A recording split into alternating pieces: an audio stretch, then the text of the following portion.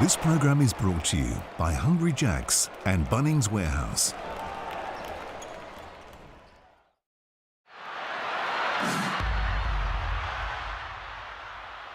Here we go, time for semi-final game 3. The JackJumpers, many didn't think they'd be here, myself included, but they've shown everybody up this year. Scott Roth working wonders with this team. Now, I like them at the price as outsiders, but Melbourne United, they're just dominant when it comes to Monday night games. They've won their last 10 of them, and I think even though anything can happen in a series decider, I just think Melbourne United are going to be a little too good here, especially at home. For the line, I still reckon Melbourne United get this done there. I think that they are able to push this one out late in the total. Well, the JackJumpers, they're elite on the defensive end, and I think Melbourne United will just turn that defence up a notch as well. So I'm taking United here, albeit I'd love to see the JackJumpers win. Enjoy and gamble responsibly. Now they've got some dogs over there, especially, Delhi and Illy. We've embraced the challenge and thought we had a good adjustment going into game 2 and our pace and our force on the offensive end. Now Kenyon showing some confidence. Great find for Adams. It's McIntosh into the paint and one. There we go. The physicality they came out with the first quarter was was another level. We just have to be aware of the space that they're crowding us with. It's a tactic that's trying to slow our pace down, and we have to combat it. Put it into the stand. Golding is becoming an even bigger problem. Just a bad defensive decision. Fade from the Bunnings Warehouse logo. There's nothing like, playoffs or finals basketball. Everything goes up a level. It's physical, it's competitive. These guys are going at it. This is a real physical slog that we're seeing. Oh, dear. Josh Majek! Huge hit! I love being in situations that challenges you as a coach to be better. This has to be perfect. Beautiful call. Well read by Delhi. Has McIntosh rolling to the cup. Scores! Wow. And the Cinderella story has one more chapter to be written. The building was electric. The fact that we're one game away from potentially playing in the grand finals against the defending champs on their floor, it's going to be exciting. Well, who'd have thought we'd be here? Game 3 in the semi-final series in Tasmania's first season in the competition. It's got the nation talking, and now it comes down to this. United and the JackJumpers, the winner to take on Sydney to contest the 44th NBL Championship. Hello and welcome. Great to have your company for this blockbuster. It's all on the line. Corey Homicide Williams and Andrew Gaze, and a big blow for Melbourne United. No Chris Golding for Game 3. And that is huge. You're talking about a series where offense has been really hard to come by, and that guy can get going. We saw it in the third quarter in Game 2. He got cooking, had 11 points, and both these teams have really struggled from the field, and not having Chris Golding there to keep that scoreboard ticking over and step up in crunch time. It means guys like JLA and Caleb Agata in particular, those two, they need to step up, and they've actually been their 2 leading scorers in this series. We're going to find out more about the Golding injury very, very shortly. Corey, some of the names mentioned have got to step up. The other thing that needs to step up for Melbourne is their offense. Across the season, they average 87 points a game, but as you can see there, not against the JackJumpers. I mean, that's the great defense that the JackJumpers are playing in this series. They're not scared. They're pressuring them, and they're being tough defensively. They're being really physical, and it's been a thorn in Melbourne United's behind, to be honest. Here's their DoorDash starting lineup. Use the code DASH2LA on all orders now between now and May 29, I should say. Well, Caleb Agata comes in, and he was the only guy coming off the bench for Melbourne United in Game 2 that actually made a field goal. He's been averaging 14 points a game in this series, so he's been very good, but he's going to have to get even better. He's good at both ends of the floor. Shea Illy is another one that's been consistent. JLA, we know, has been good all season. The other one where I think you can find some points is Jack White. Look out for him. And Uday Bubba coming off the bench. He did it last year. Hasn't been great this season, but there's another one. Here's the JackJumpers, Corey. It's a pretty familiar starting lineup for them now. If it ain't broke, don't fix it. I believe in this team. There will be an upset today. JackJumpers will advance. They are not scared, and the load just got lighter. No CG43? I'm not losing to this team without CG40, with no CG43 on the side. You crazy? I'm not losing. I'm a double in the paint. Yep. You're going to have to beat me from outside. And what are they shooting from the three, Melbourne United? 18%. That's right. It's not a misprint. 18% in these two games. I'll take my chances, from the three-point line. So, yeah, you're right. And this team here, across 5 games, they've been able to hold Melbourne United to 74 points, and Majet's going to be required. We saw him. He stepped up at some big moments as well. What about this man, Mikhail McIntosh? They're undersized without Will Magnay. We've spoken about that a lot through the series. How important is he? Because you've both spoken about Joe Luala-Chul. That man's got a big role to play. Yeah, he really does. He's been very impressive during the second half of this season. I'm going to say the fourth quarter of the year. And he's really confident playing against Melbourne United. He's made some key baskets down the stretch of game 2. He's comfortable playing in this building. There's nothing to lose. They're playing with the house's money, Gabe. That's what they're playing with. Well, there is a lot at stake, of course, because there's an opportunity to play in an NBL Grand Final series. And they keep... You look at this team, Ike, still, even now, this team here, this starting lineup is in a Game 3 in a semi-final series. That is extraordinary. Fabian Krislovic, the first look of the game from outside, off target. There's Jack White, the leading rebounder in the series so far, has 18. He's open at the top of the key. 2 unlikely three-point shooters to start the game. And rebounding is going to be a factor. We saw that in game 1. Well, there's an early one. And you don't see that a lot from the JackJumpers, but when you're trying to find some points, those early opportunities, sometimes you can get some better looks. It's out of bounds. It'll be a Melbourne ball. I'm not sure that was a great look by Adam. Just trying to get going, and the emotion can get the better of you. And they've been so good at the defensive end, and a lot of the times it's because their offense, that they take good shots, they don't shoot too many early shots, and that enables you to really dig in on the defensive transition. Illy had White underneath. They found him. He doesn't finish either. 0 from 2 to start with Melbourne. 0 from 3 Tasmania. Adams got away from Illy. Is there glad wrap over these rims? You know, it's just, you can just tell the level of nerves and being anxious. Somebody wants to draw blood first. Luala-Chul can shoot the 3-ball and does. It is, and that is a huge bonus because they hard show, and he picks and pops.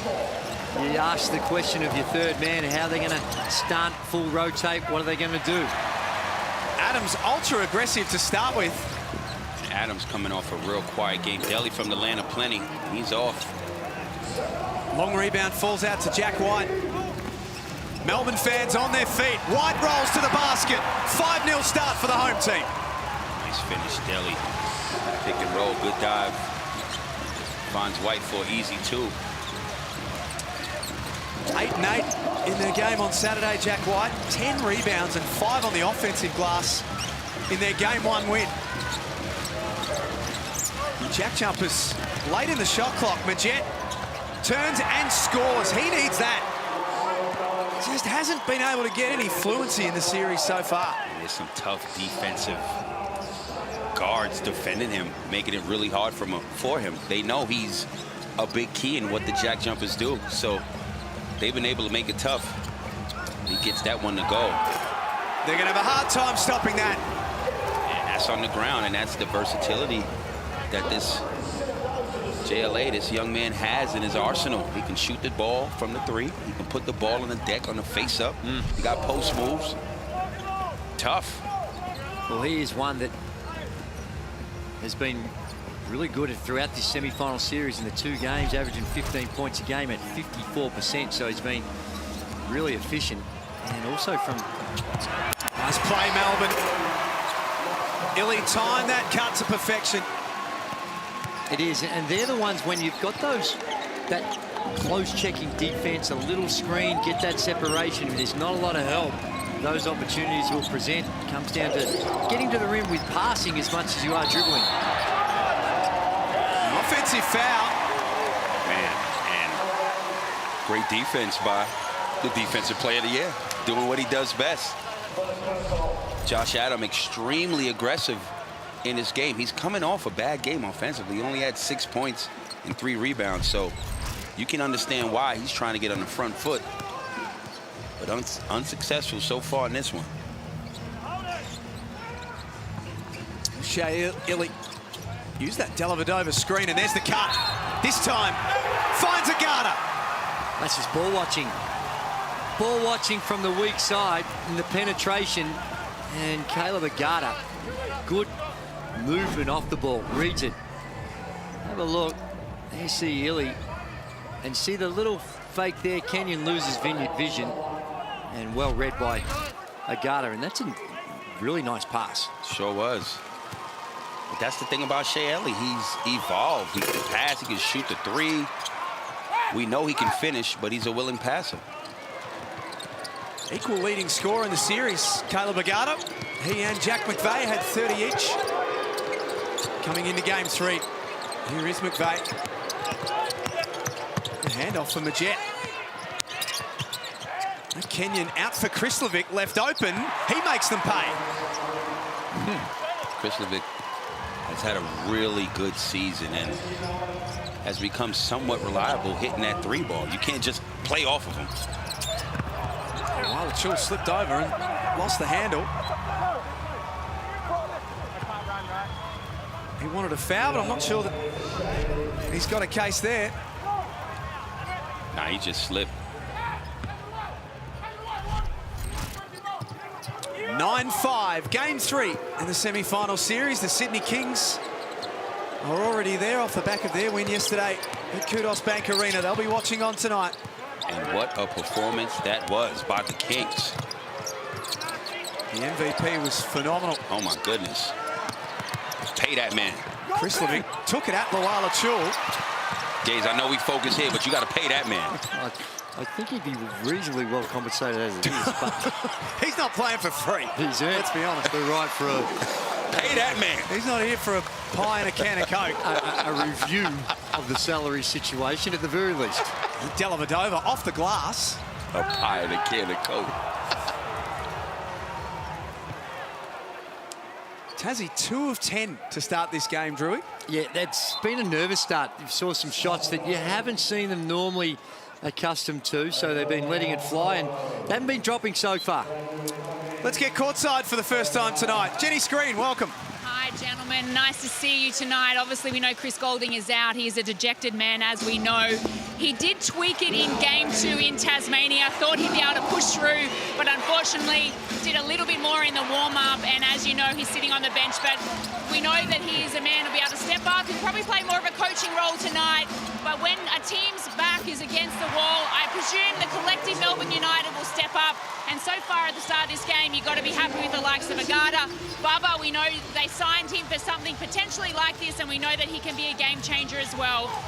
Gentlemen, it's going to be an interesting one. It sure is, Jen. Thank you. 2-time Olympian Jenny Screen, courtside, alongside Matty Garrick, who we'll hear from shortly. How important is the bench, Drew? We touched on it briefly pre-game, but given now Agata is into the starting lineup and not that spark off the bench, how important is a Brad Newley and even a Dave Barlow in the minutes he gets? Well, that's right. They're playing at such a high level of intensity that you do need to get a little bit of a rest, get your guys in and out. But usually in playoff basketball, you really shorten the rotation anyway. So I think that it can be an advantage, but you know, you get your main 7 guys going and the rest are just playing those supportive roles. There's Bubba, as Jenny mentioned. Brad Newley also checking into the game.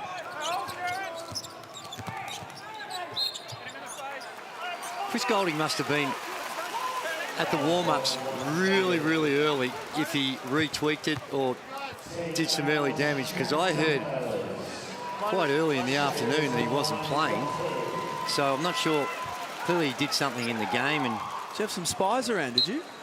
No, I wasn't. I was working, in fact, but I got a message that they believed that was the case, but I think it was one that he was probably pretty sure that he wasn't going to be able to play earlier on, but he did come out. We saw him in uniform pre-game and tested. So obviously giving it every single opportunity to get out there. Calf injuries are those that they're really hard to play through. It's not like you can... It's like you're back. Yeah, correct. There's certain injuries, well, tough it out. It's a semi-final, all at stake, so let it ride. But calf injuries are not one of those ones that, in my history anyway, you can generally play through. Tassie trail by 4, 11-7, as we tick down to 4 minutes to play in the opening quarter of semi-final number 3 at John Cain Arena. And the Jet spins, turns and scores. Finding a way to get himself in the game tonight, Corey. Another nice mid-range hit off that spin. As you said, there's no more tomorrow. So far, so good from him. And despite a bad start, the JackJumpers are only down 2. Clint Steindl in as well, the Tassie captain. 11 points on 5 of 9 in game 2. Played a very, very good role off the bench. And there's Mikhail McIntosh. We spoke about him pre-game. Also checking in. Jeez, that was a terrible pass. Not sure Dean Vickerman was too pleased about it. Not sure he'd be pleased with that either. Bairstow runs the floor and gets rewarded. Great find, terrible pass. Makes Melbourne United pay at the other end. Tie ball game. Tassie have scored off their last 2 trips down the floor. Peatling underneath, threw it away. This is a sloppy couple of minutes here from Melbourne. Knocked out of bounds by Newley. It is, and you can see they're just trying to pound it into the paint. There's Jack Rewalt with his JackJumpers jersey on. Proud Tasmanian. My word, he does a lot of work in the media. I think he's working in radio down in Tasmania as well. So he's been right on the JackJumpers bandwagon very early on. Chemist Warehouse timeout. 3:22 to play. Dean Vickerman just saying a few things that he wouldn't be too pleased with at this stage. And wouldn't it be nice for Melbourne or any team, in fact, to just check that man in? Pick number 6 in last year's draft, Josh Giddey. He's been everywhere since he's returned back to Australia. There he is, and I think it's fantastic with Josh Giddey because he's coming back and he's given back. He's done a whole bunch of camps, been out there to meet the fans, done all the media you'd ever want him to do, and good on him. He's heading back at the end of next week, I think. He's got going back for early pre-season workouts, and hopefully he's recovered from that, fully recovered from that hip injury. But this has been a good start. Marcus Bontempelli, the captain of the Western Bulldogs. Big game. They had a big win yesterday. Oh, yes. Big game player. I even know who he is.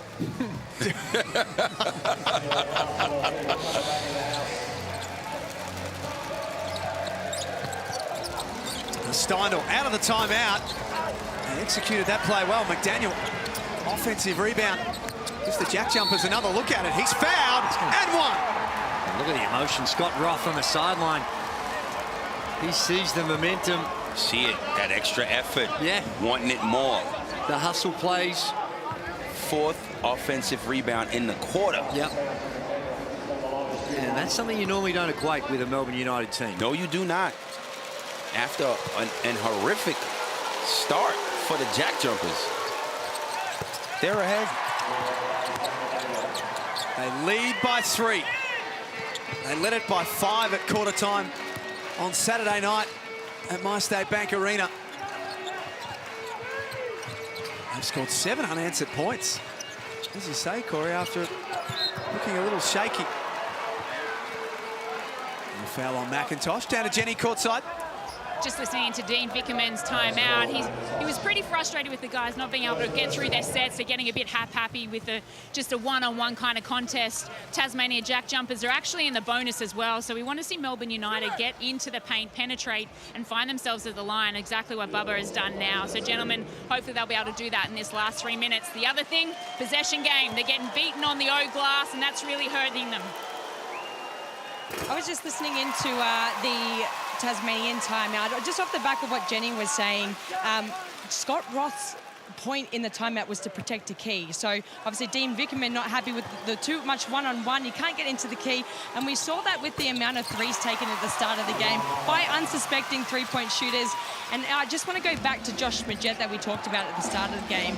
Because the defensive intensity is so high till we come into game 3, the ability to look after the ball for both teams and reduce the turnovers is such a big thing in this game.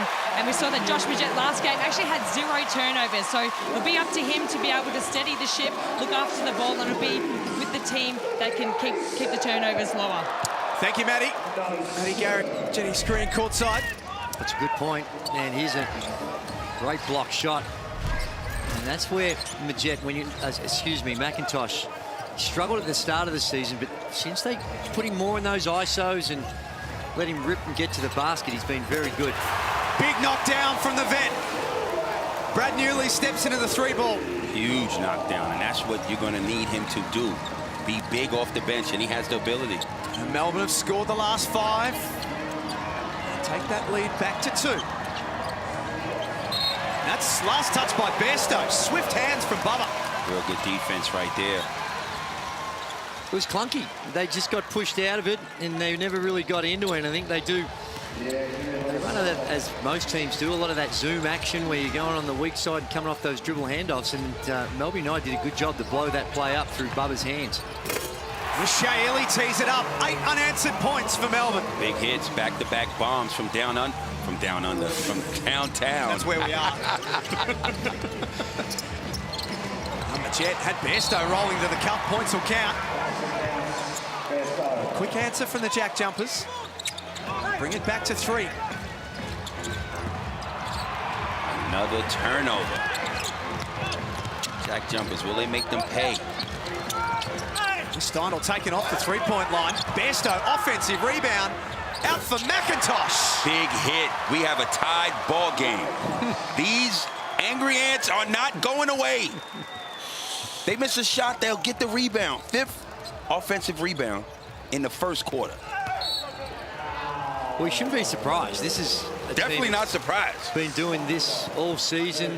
They have built this team around hustle, about being annoying on the defensive end, and that work on the glass goes hand in hand with that. So it's no surprise that we're seeing that type of effort. Make sure we're legal off the ball, okay? I know you're trying to play physical, but just... Brad Newley's been on this stage plenty of times before.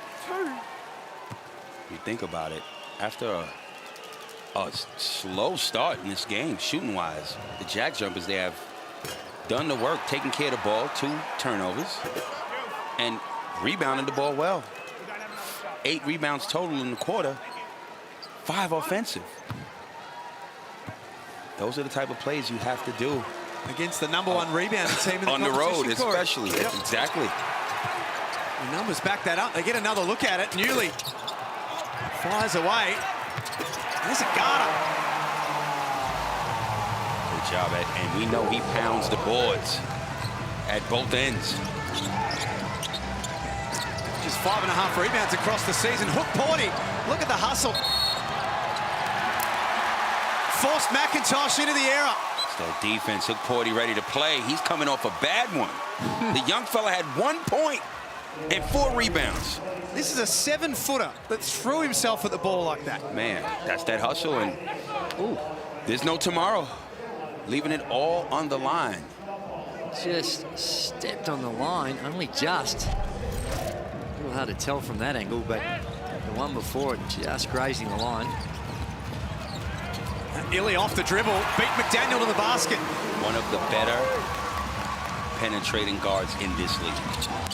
7 points for Shea Ili in the opening term. McIntosh playing a role as well. He's got 5. Great take. When you turn the ball over on one end, that's how you make it back up.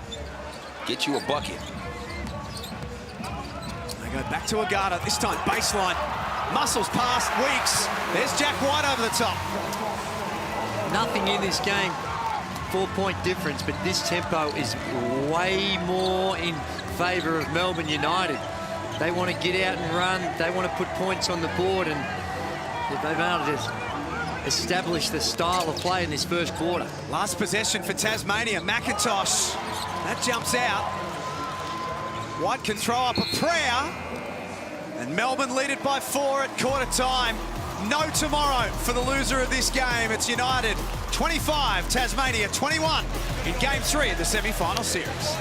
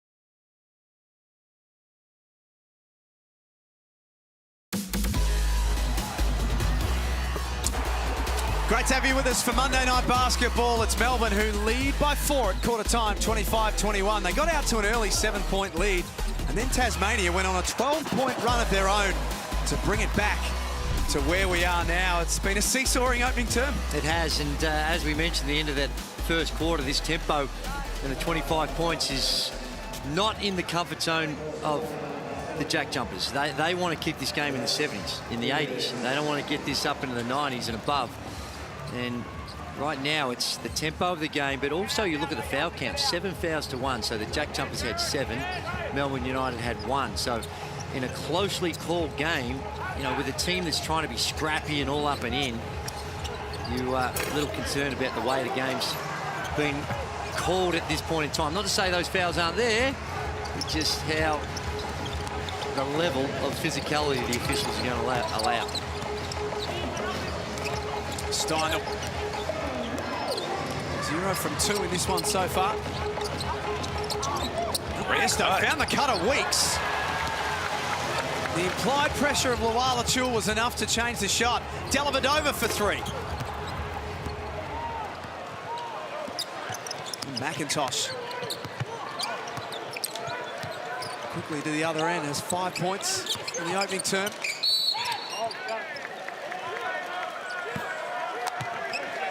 The foul will be on Jack White.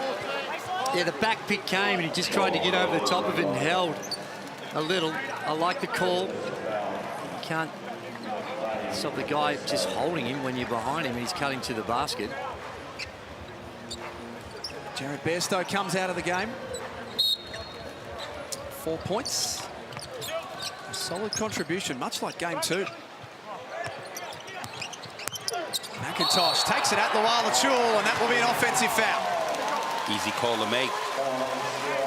Ran right through the jersey numbers on his chest. He certainly did. He just bowled him over.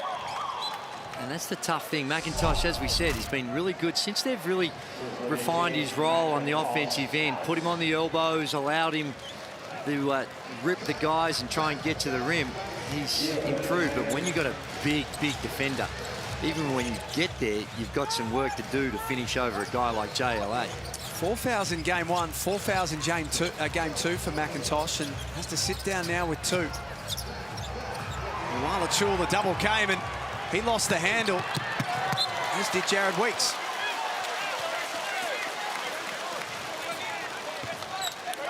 There's Melbourne United's #1 ticket holder, Tones and I. Yeah. One of your favourites, Drew. I love it. Frankston girl. And Tassie get it back. Good defense, 5 steals so far in this one, applying pressure. Creating problems for Melbourne United so far in this one. McDaniel feeds Krislovic. Steindl gave up his look for Weeks, and that was a good decision. It's just great teamwork. It was a good closeout. Kicked it to the open man, and he knocks it down. 1-point game. They are not afraid. They're not going away. They're going to give you their best shot. And just the willingness of the extra pass. Steindl with half a chance there, but turns down not a bad look to a better look, and Weeks, he knocks it down from the 3-point line. About to head into the Tasmanian huddle with Coach of the Year, Scott Roth.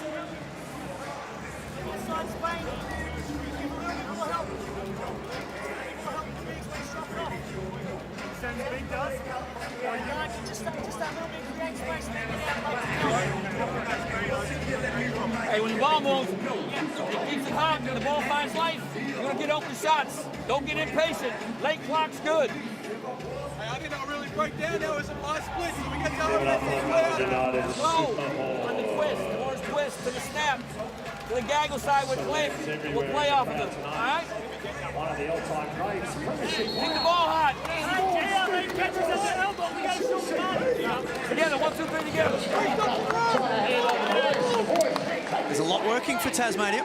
It's a lot, and just listening to Scott Roth's voice, I was just sitting here thinking about how deserving we all know he is of Coach of the Year, but like, who would have thought this team right now, without Will Magnay, a game away from the grand finals? Man, it's a movie. You know what else it speaks of is there's a lot of players out there that all they need is an opportunity. An opportunity and a system, and then they can contribute at the highest level in this league. And a coach to believe in them. The system point's a really interesting one, Drew, because there are better teams in this competition on paper who don't have that system, and they're not here now. No, that's right. And it's about the players buying in. Every team has a system, but not all players buy into that system. It's not my role. I'm not getting my shot. I'm not getting the shots when I need them. Not getting the minutes. All that carry on. But when you get guys that buy in and prepared to sacrifice, then good things can happen when you've got the skill level. And Jack White with a nice move. 6 points for White. 6 rebounds as well already in the game. Tasmania trail by 3. Josh Adams at the scorer's table to check back in. Great defense by Melbourne United, denying the ball, but another offensive rebound by Tasmania.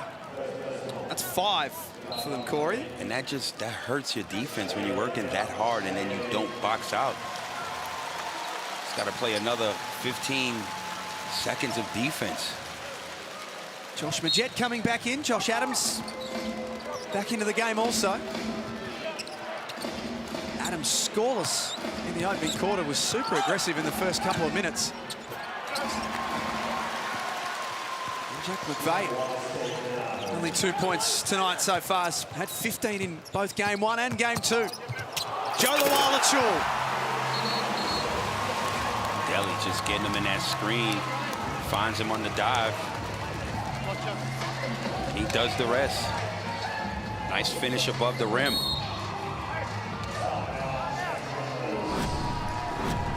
Scott Roth wants to have a chat about this. Just reached. Hard show, wasn't a switch, so he's in that drops area and then just reach, and JLA just read that beautifully with a spin with a two-hand stuff. So good pass. And just a little advantage right now for Melbourne. I like this timeout, just to settle it down, make sure that you keep the focus on the defensive end. A couple of breakdowns on the offense just to tidy things up. Chemist Warehouse timeout, 29-24, 7 minutes remaining in the second quarter. We shall wait and see the winner of this game. As soon as we finish, we'll have all of the dates for you for the grand final series. We know that the Sydney Kings are already there, Corey. What an incredible performance yesterday. Incredible game. At one point, they were down 15. And in the second half, they were down 10. And then they just turned it up. And, I mean, when you have MVP on your team, Jalen Adams, life is easy. Very efficient. 29 points in 30 minutes, Gaze. Superstar written all over. Speaking of superstars, last year's Norm Smith medalist in the AFL Grand Final, Christian Petrarca. They are all in the building. Do you know who that is? I know that name. I just didn't know the face. Christian Petrarca. Yeah, no, he was a baller too. He was he? Yeah, my word, he was. Ben Simmons' boy. A word. Your AFL knowledge is just growing, Corey. Well, I just need more wins in my Bombers corner right now. Good luck with that. Oh, man. All right, back to hoops. United lead it by 5. Just started to get the game played in the sort of tempo that they would like. Adams was clipped on the arm as he was shooting too. Adams knows. He senses the moment, and he hasn't had good productivity today. But he's still letting it go. Gets to the line for 2. He's had a good season in the regular season. Average almost 17 points a game, 16.5 points. Second team All-NBL.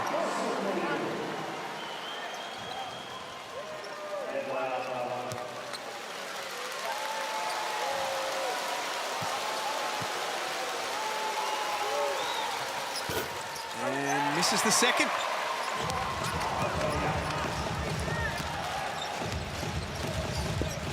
Dellavedova, Luala-Chula, Garner, White, Bubba on the floor at the moment for Melbourne. Majet, McVeigh, Adams, Krislovic and Steindl for Tasmania. Garner doesn't get that one to roll. Majet surveying the floor. Second in the competition this season for assists. Decided to go himself that time. Bubba. It'll be a Melbourne ball. Gee, that was a good take off the board. Bubba put the Jets on and really missed one you'd normally expect him to make. 29-25 down to Matty Garrick, courtside. Yeah, now that timeout, as Scott Roth just called, was purely just to settle the ship and settle the team down. He did reiterate to focus back on getting to the offensive possessions and getting back to the rim, which we saw Josh Adam get to the line for a few cheapies. Thank you, Matty. Well, the tempo slowed down, and this is more in the comfort zone of the JackJumpers.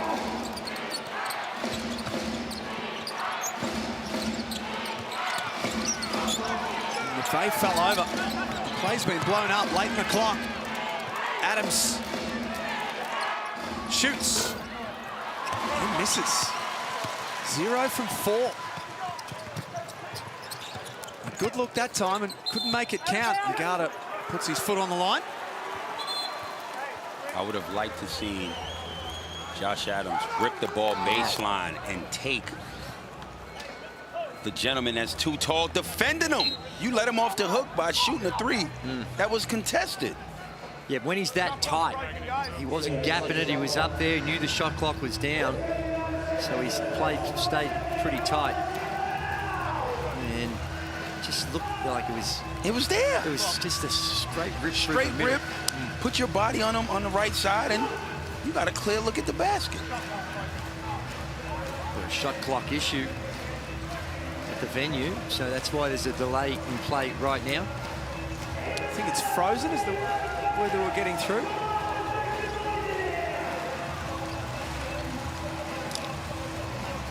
turn it off again and on again. That's normally the advice you get from the IT department in that situation, isn't it? Reboot it. Jiggle the cables is what you do first. If that doesn't work, then you go the full reboot. Dean Vickerman watching on. 15 of 16, Dean Vickerman, as a coach in home playoff games. 11-1 as coach of Melbourne in home playoffs.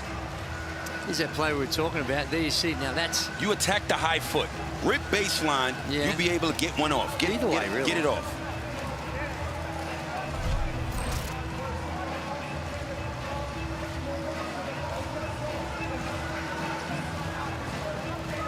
This can be frustrating. You're into the game, you want to get going, and you just got to be able to stay calm, manage these circumstances, don't get caught up in the delays, because you get anxious. Sometimes these types of malfunctions that unfortunately happen, some players get anxious through it, just wanting to get on with it, and can mess up your mindset. But here's Jack White, one of the players that you spoke about pre-game, says that with the absence of Chris Goulding, others have got to step up, and so far he's been fabulous. Well, he's the one that has the capabilities of doing it. He's improved his perimeter game since he was at Duke and playing with a lot of confidence. This is what he can do really well. He can use that size and athleticism to get to the basket. And really smart player, makes good decisions in traffic. And of course has that incredible gift of athleticism. He doesn't need too much space to rise above and play above the rim.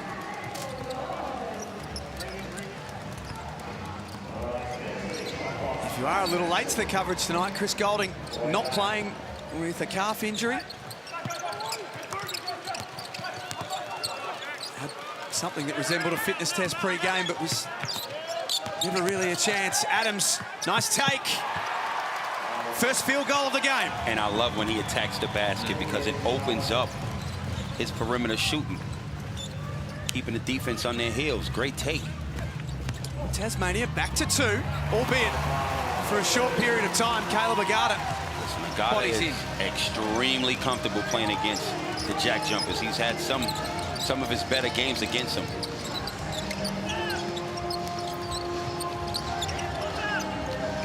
Jet at the top of the key. Shot clock at 7. A two-man game with Krislovic. McVeigh.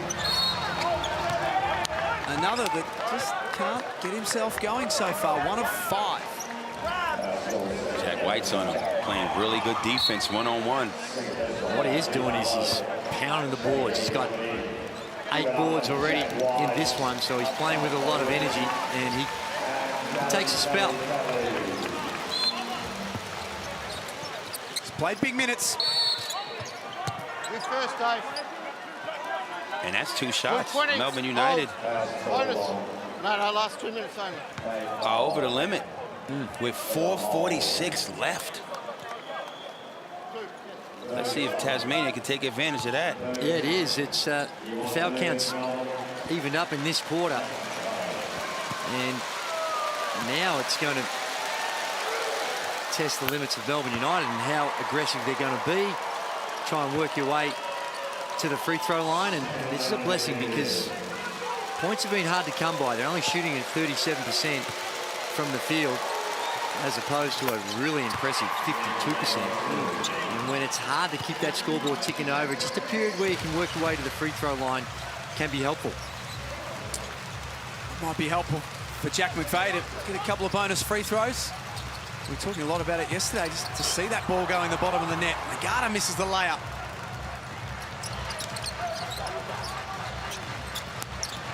Adams' pass was a bit hot. It bounced off the scon of Fabian Krislovic. Now Adams pulls up for 3. See, that's the one that I think we're talking about, where he's settling for that 3 ball a lot. He's 0 of 4 from there, and when the team's in a bonus, just attack, and that's a poor entry pass. You heard the frustration. Dean Vickerman screaming on the sidelines with another careless turnover. That's 9 for Melbourne. In less than a half of basketball. Adams drives. There you go. And draws another foul. And that's when he's really at his best. Putting the ball on the deck, getting to the rack. Yes, he could shoot threes, but second team, all NBL. Gets to the basket, gets fouled. And he goes to the line for 2.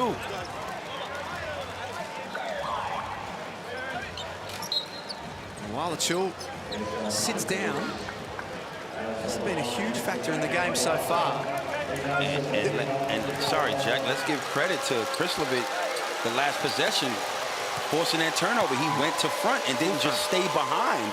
Gets his hand on the ball, deflects it, and gets a steal. We had the size advantage and full fronting it.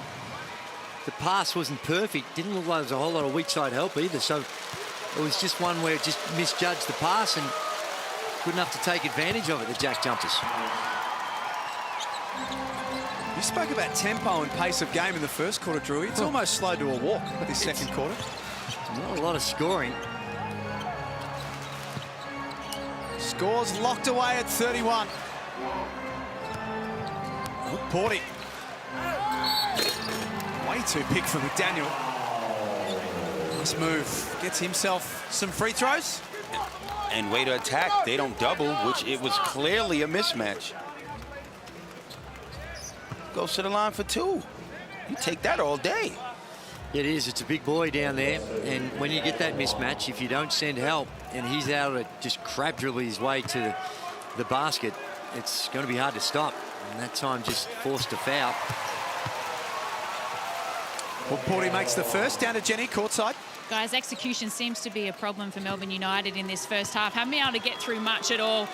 We know that Big's presence inside is huge for them with Porty and obviously JLA, but they're trying to get first pass entries. They need some more ball movement, get it to the second side, back to the third side, even get some little to big screens to create some mismatches to allow the Bigs to actually get some looks rather than just throwing it in and hoping for the best. Here's Majet. Trying to create a look. McDaniel late in the clock. Bairstow had to throw it up. Melbourne run the floor. Bubba pulling up in transition. Bottom of the net. That's good. Easier look in transition. Uday Bubba has had a hard time from the perimeter this season. Only shooting at 27%. We know he's a whole lot better than that, and that should help his confidence. Very quiet in game 2. There's Adams. Gets to the rack. Very quickly, up to 7 points. Tasmania's leading scorer, and now the equal leading scorer in the game. And the way he's playing, keep the ball in his hands. At the end of the shot clock, make him attack. And the defense is at your mercy. They don't want to foul or send you to free throw line. Here he is on the attack once more. There we go. What did I tell you, Gaze? Give him the ball. Attack. Attack. He's in that mode right now. Give him the pills. Well, I think they're trying to do that the last couple of possessions. Keep going. And yeah, he settled for that 3-ball a little early and a couple of the other possessions. But you see the advantage of what happens when you do attack. And when the team's in the bonus, sometimes you're just a little bit more tentative than you normally are, and that's where you can draw those fouls. It's been a good couple of minutes for the JackJumpers.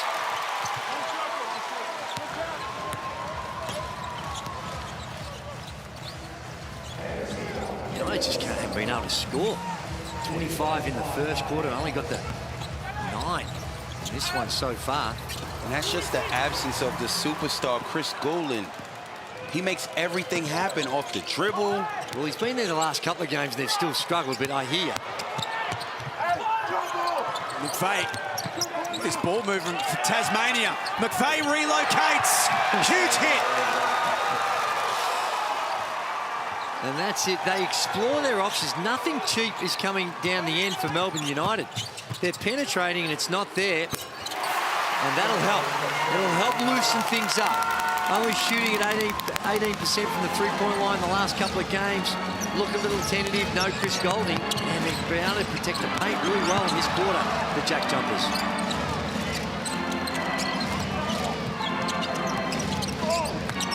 Bairstow at the elbow. Saw that McVeigh had position on Dellavedova, got baseline. Basket will be waved away. Bairstow made a really good decision. What is that? They called an offensive foul. Yep, offensive foul. The hook. Josh Adams not happy with it. Let's take another look here. There's Josh Adams to the rim. Flexes to the crowd. Jack McVeigh knocking it down in that corner. This is the one that they call an offensive foul. That is not an offensive foul. It was on Josh Adams. The push on Josh Adams. Oh, okay. About to say. Call your About to say, Gaze. Call your chance.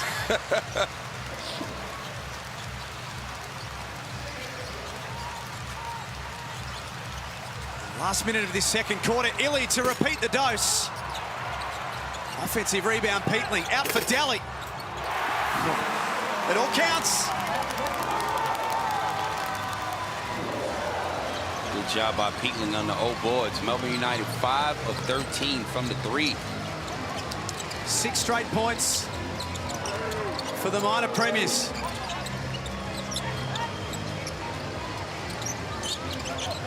Tasmania looking to make this last play a success, and they do. They just wear you down. Just the constant movement, really difficult to establish all your rules. Any little help, they're so unselfish, they make the extra pass. But great man movement in the half court.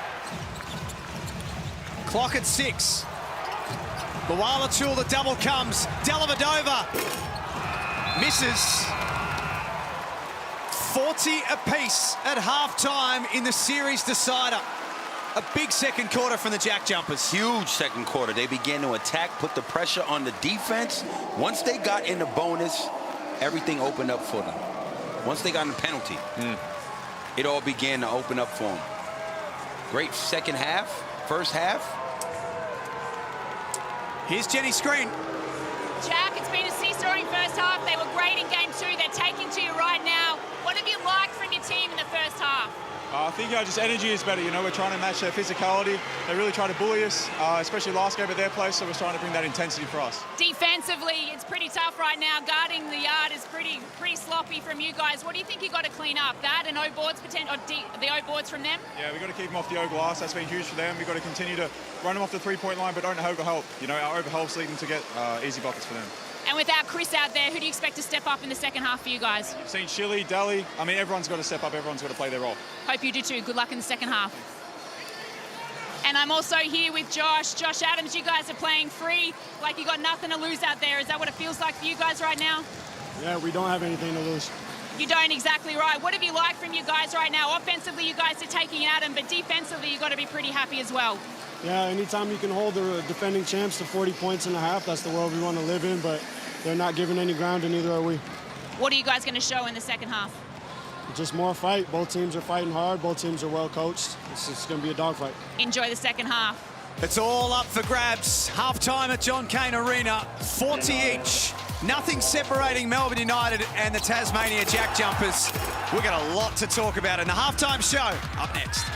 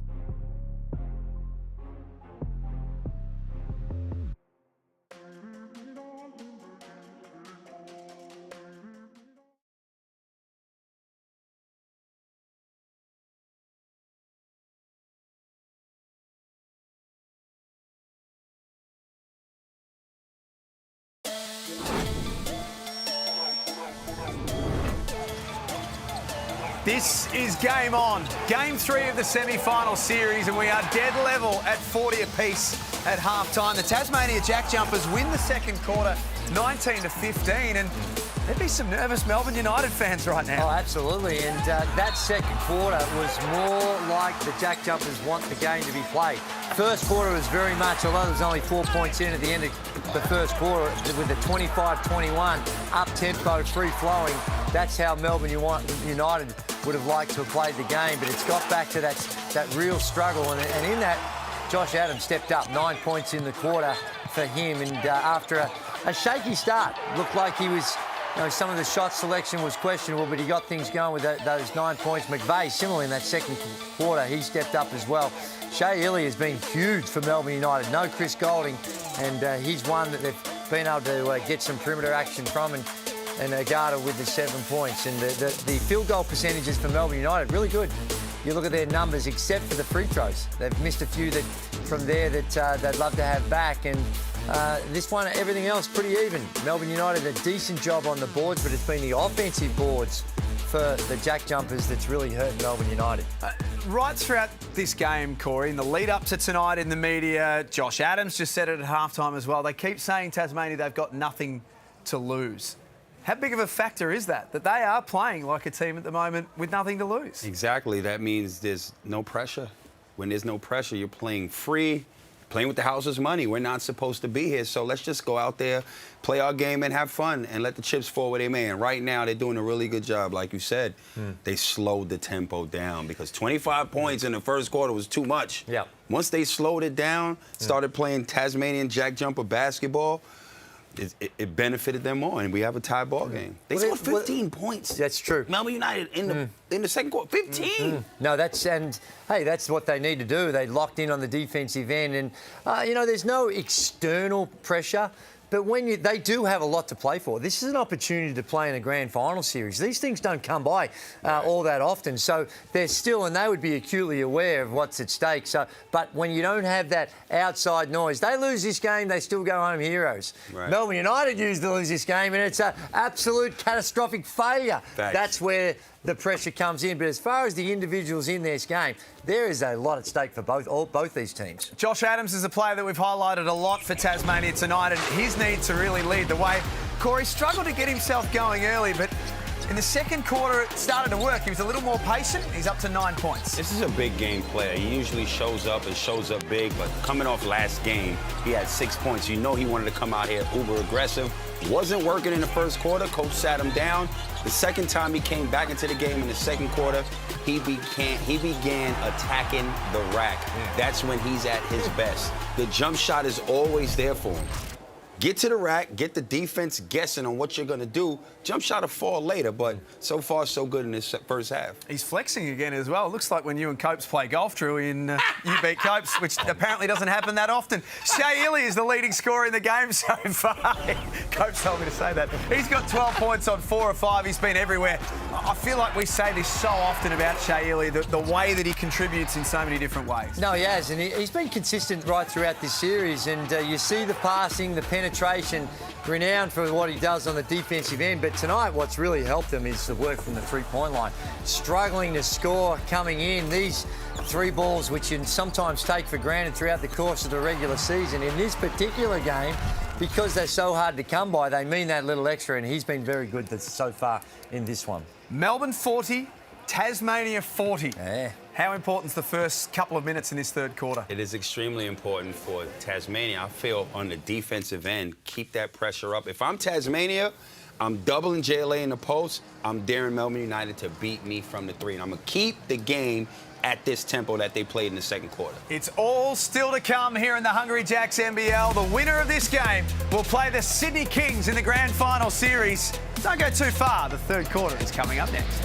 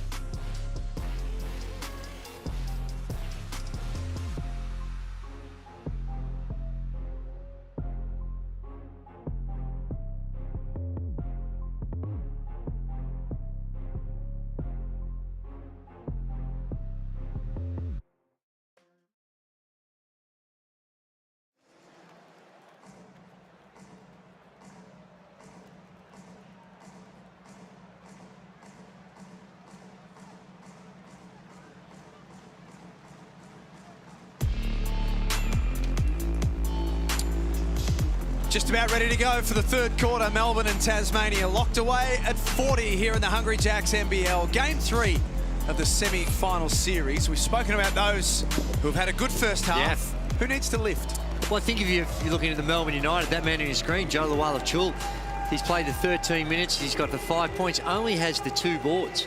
So I think there's a lot more that they can get out of him. And some of the problems that Melbourne United have been having is those 9 turnovers, and quite a few, or at least a couple of them, have been on entry passes trying to get it into him. And as Jenny was mentioned, perhaps a little bit of a high-low action. If they're going to full front Joe Luala-Chul down low, then got to find other avenues to try and get it to him. We saw when they were able to give it to him that one time, he had that nice little spin move and the dunk. But between him and Hook Porty's only had the 1 field goal attempt and has 1 point from the free throw line. So there's a lot of upside from both those guys for Melbourne United. I need Delhi to step up. Delhi's 1 of 5 with 3 points. I need more from him. Bob, I needed everybody. Look, the whole team got to step up, to be honest with you. Because if you are Tazi, you're going to pack the paint in and double the bigs, which means from the perimeter, outside of Shea Ellie hitting, somebody else got to hit. Well, Shea Ellie, the only man in this one that has double figures. Tasmanian JackJumpers have spread it around. We've got some clock issues that's causing a little delay to the start of the second half. But yeah, all those things we're talking about, guys stepping up. You know, McVeigh's got the 9 points, and he's been solid in what he's been doing. But the way the JackJumpers go about it, when they get that ball humming around, man, and when they're getting it through hands, and they've got people running into those screens rather than just setting screens, and they're driving off it and making the extra pass, it puts a lot of pressure on your defense. And we've seen a few things open up for some cheap baskets. Like, you know, just from the eye test going through that first half, the JackJumpers got more cheap baskets, easier baskets than what Melbourne United were able to generate. And so Melbourne United maybe have to go back to some of their set action rather than just going to their flow or just their normal passing game type stuff. So it's a lot of decisions that these coaches have got to go through. I don't think you can't radically change things at this stage, but you can tweak things, and it'll be really interesting in this third period. And for whatever, if you look at the last 2 games, the third period has been owned by Melbourne United. They're across those 2 games have averaged 23 points, whereas the JackJumpers have only averaged the 14, and then it flips in the fourth quarter where it's 20-12. So they've really had their strengths in the quarters in the 2 games so far. Well, the third quarter in game 1, that's where Melbourne made their move. 21-7 in that third quarter and blew the game apart. So the clock's fixed. I think Matty or Jen might have kicked the plug out or something like that. So now we're set to go. Adams trying to pick up from where he left off. Looked to bank it home. Luala-Chul wasn't looking. And another careless turnover. That play wasn't even there to make. That was. And I don't even know how he made that. With the left, you heard Dean Vickerman in the background. He was not all that happy.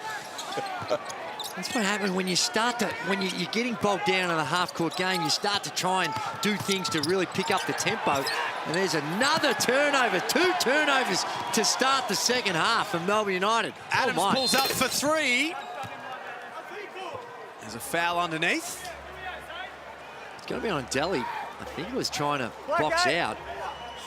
It's 11 turnovers. That's 11 turnovers. Yeah. Only 6 for... There's this pass. I mean, that was never on. You're throwing it to your big man and trying to make a playmaker out of him. What is he, just a couple of steps over the halfway mark? And again, Tasmania doing a great job clogging that paint up. And this man is not gun-shy at all. He's taking the first 4 shots. And another offensive rebound. That's 6. McVeigh in the corner. Got it. I think Dean Vickerman, although it's early, he's seen enough. The 500 Tasmanian supporters inside John Cain Arena love it, and an entire state watching back at home is loving it. Everything they would have talked about. Let's cut down our turnovers. Cross. Let's get the second shots. Cross. Let's not let McVeigh stand and catch and shoot from the three-point line. Another cross. So in a minute, Dean Vickerman, smart timeout. I suspect that he's reading them the riot act with only a minute in. Yeah, standing timeout. They're copping the full force. Well, for those who don't watch a stack of the Hungry Jacks NBL, if a coach chooses to stand up in a timeout, it means that we can't go in there and take a listen. And generally what that means is that there's a good old-fashioned spray coming, Corey. As there should be. I think they deserve, that was just sloppy, the decision-making. Yeah, you want to up the tempo and get things going and try and pick up some cheap baskets, but you've got to pick your times. What a start to this third quarter. The JackJumpers, 7 unanswered points in a row, and 5 of them in this third term. Chris Goulding not out there tonight. That bailout 3-ball option isn't there for them. When you get into broken plays, you come down and you just need instinctive scoring opportunities. He can create some funky ones and knock them down, and to not have that tonight is a huge handicap for Melbourne United. Averages 3.5 made threes a game, so you put that into this game and it could look a little different. I mean, just his ability to create off the dribble for himself as well as others. It's just a legit triple threat on the court that's not there in any way, shape, or form for him. It's all about the JackJumpers right now. They started this third quarter in a flurry at both ends of the floor. Shea Ili has 12. Now the equal leading scorer in the game with McVeigh. The extended pressure. Foul called on Krislovic. It was. That was a really good hard show. They're in that last 6 seconds, certainly below the 8-second mark, so he goes out almost like in a blitz. He tries to get back, and that's hard. Who's holding who? Joe Luala-Chul just had him as much as he had Joe Luala-Chul. That'll be his third foul. Tasmania up 5. Dellavedova, little runner, no good. Delhi 1 of 6 in the game.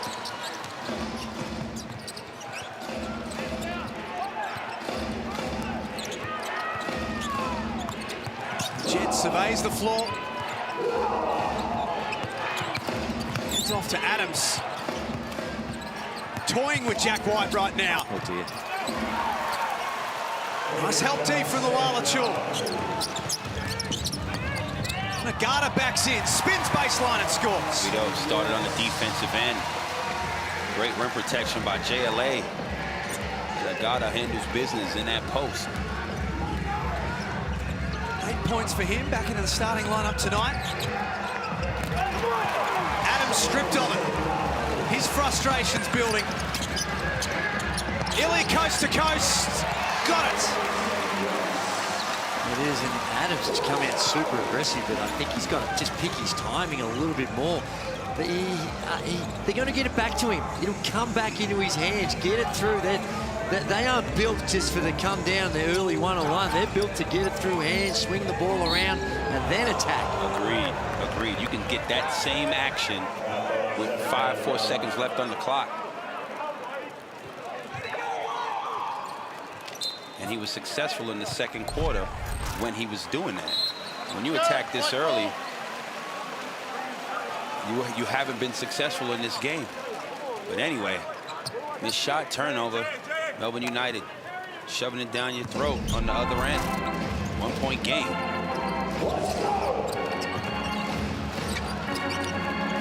Udai Bubba checking back in. Pass. Jet, beautiful pass for Krislovic. Luala-Chul did what he needed to do defensively. Again, another great, another stop. Meeting him upstairs.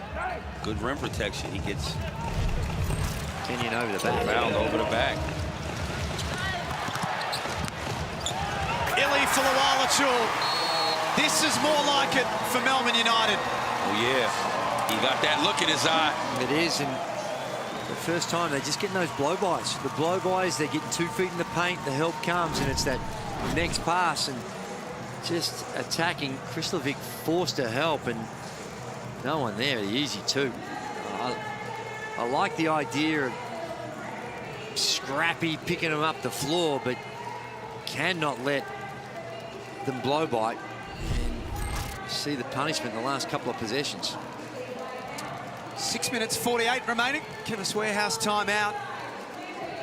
If Melbourne win, they'll take on Sydney in the grand final. For the first time, it'll be a Melbourne team against Sydney. 2008, the Tigers and the Kings in that series was the last time we saw that. For Tasmania, if they win, it's only the second time in history that the 2 lower seeds have made it to the grand final in a 3rd versus 4th scenario. The last time that happened was Perth and Illawarra in 2017. How do you think you'd go with one of those green wigs, Corey? Not my style. Your style's very eclectic. Not with a green wig. I can't go that far. If Tassie win, we're getting you one. Let's just get down there. Why don't you just see if you can get a flight to start with? Word. I was heartbroken. It really was. Should have just started swimming.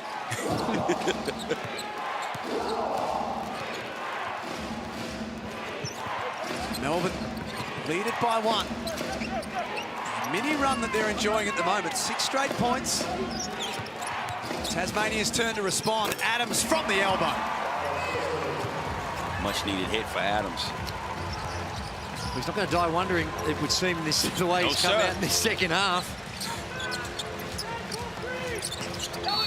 Game's leading scorer with 13. Another offensive foul against Melbourne. Offensive.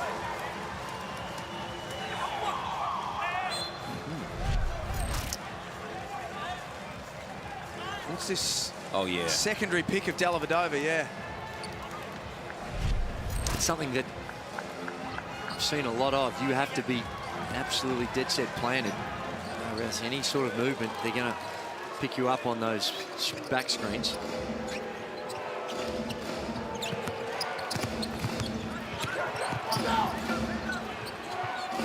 Jet back out for Adams. Everything going through him in this 3rd quarter, including that. It's just a fantastic take and finish. Takes the hit and still his ability to finish. 15 points in this one. It's going up, Gaze. He's taking over this game. As Drewy said, 3rd quarters have shaped the series. But they've gone super small now, the JackJumpers as well. Illy with a hand in the face, misses everything. And the defense that they're playing is exactly what I said they need to play. JLA gets the ball in the post, we doubling that. Kick it out, we're packing in the paint, y'all gonna have to beat us outside. Well, it is, and they've been really good on the board. That's just driving into the traffic and figuring out when you get up there. But, I mean, look at this team on the floor. You got McVeigh really in the 4 spot. Oh, dear. And the jet blocked by White. Stalked him all the way to the cup. He follows up at the offensive end. Doesn't get that to go, and that will be a foul on Illy. It is. And you know, right now, I think that they'll live with that shot. All day. Jack White, early in the offense, just we're there. It's not a good sign for Shea Illy. Came down hard. Great block. Look at the athleticism of White. There, it's semi-contested. And Shea Illy just hell of an effort. But really no chance. He's going after it. And guess what, Gabe? One more foul. Melbourne United are in the penalty. That's a dangerous place to be this early in this quarter. Correct. Any foul now for Melbourne United is going to lead to a couple of free throws for the JackJumpers.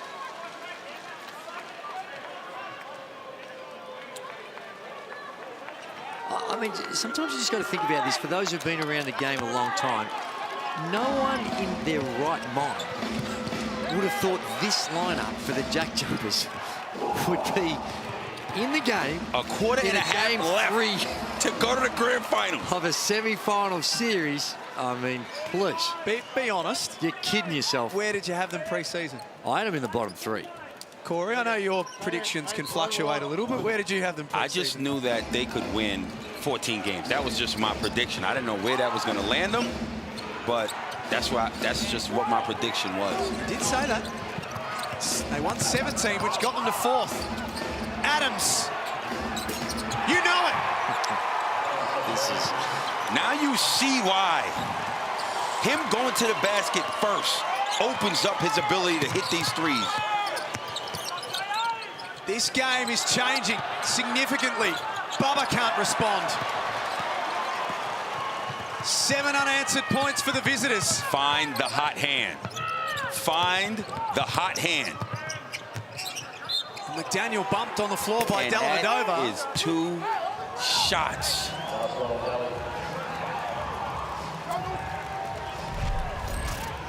Now this is starting to become a real critical couple of minutes for Melbourne United. The way the JackJumpers play is that they can take the wind out of the ball as good as any team in the competition. Yeah. They work it around. They're used to doing it because they've done it their entire season. Jack McVeigh. You see them fans in there, Gaze? I see a lot of green and yellow. Yeah, that's for sure. Daniel comes up short. Josh Adams, 18 points, is the most by a JackJumper in the playoffs, albeit from an extremely small sample size. And McDaniel misses both. Burgers for Melbourne fans. The code word is fight, which is what their team needs to show right now. White, late call. Official Chris Reed saying that McIntosh caught him on the arm.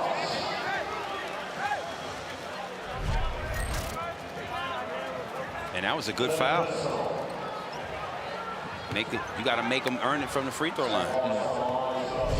Now that's a foul, and this is where you're not only playing against the JackJumpers, you're playing against your own head and mind. That basket starts to look like a thimble up there. Pressure. When the pressure's on. Pressure. And there we see Jack White coming up short. And no rhythm or momentum, and he misses 2.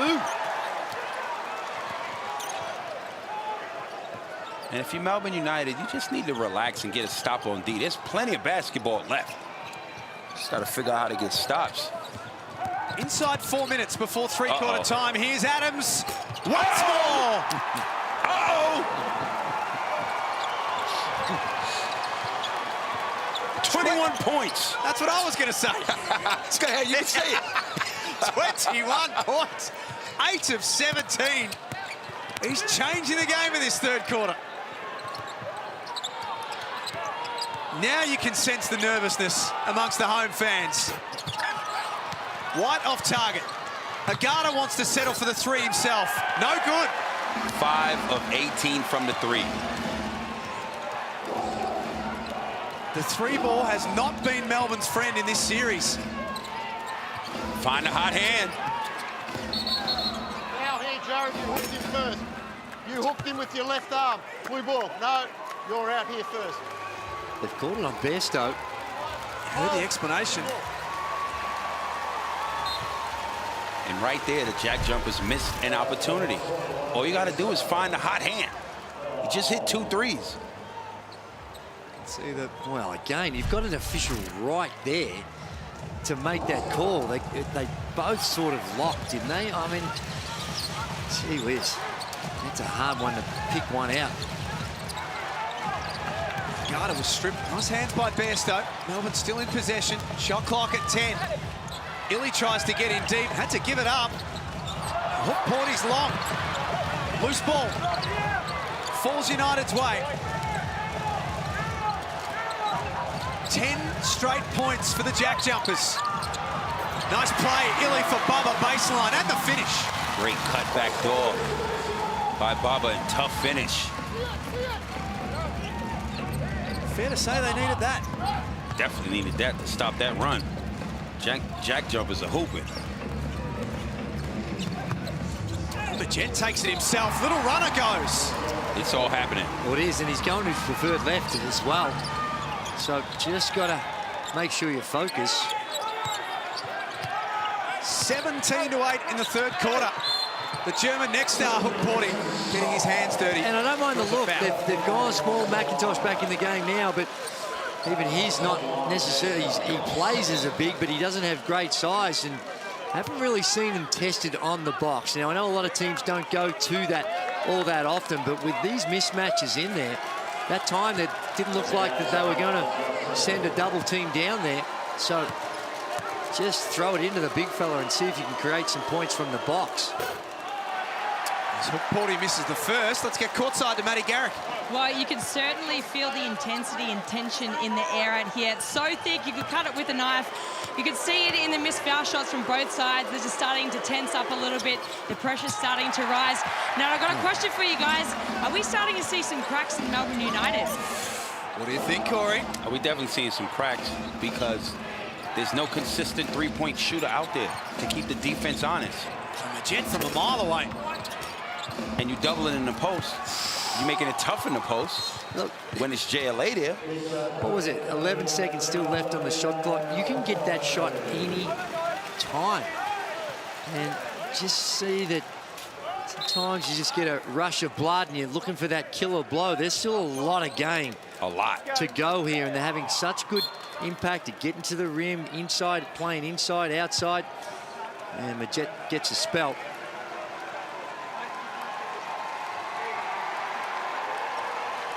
57-48. Wow, Chill checks back in as well.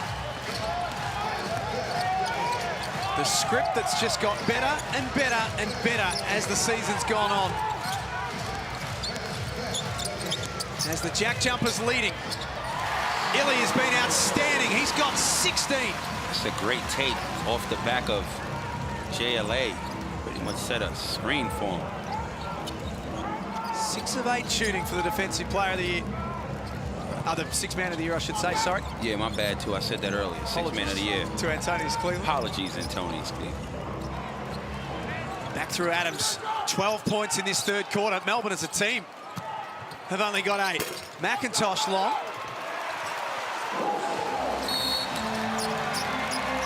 And a foul in transition. That's going to be 4 on Fabian Krislovic. And that's 2 shots. Both teams are in penalty. And although it just seems like that 7-point lead is so much bigger. Oh, if that gets looked at, that's going to be 2 in possession. Because he just reached, McIntosh just reached out. A very low close hang, just put his arm out. My apologies, that foul's on McIntosh, not Krislovic. That's his 4th. 3rd game in a row. 2 guys. I'm surprised that's not looked at. Is my understanding of the rules. I mean, that was just a grab. It's a desperately needed hit. 6 of 14 from the free throw line. Melbourne United.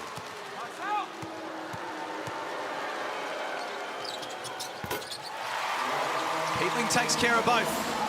There's the small but vocal JackJumpers contingent in the crowd tonight at John Cain Arena.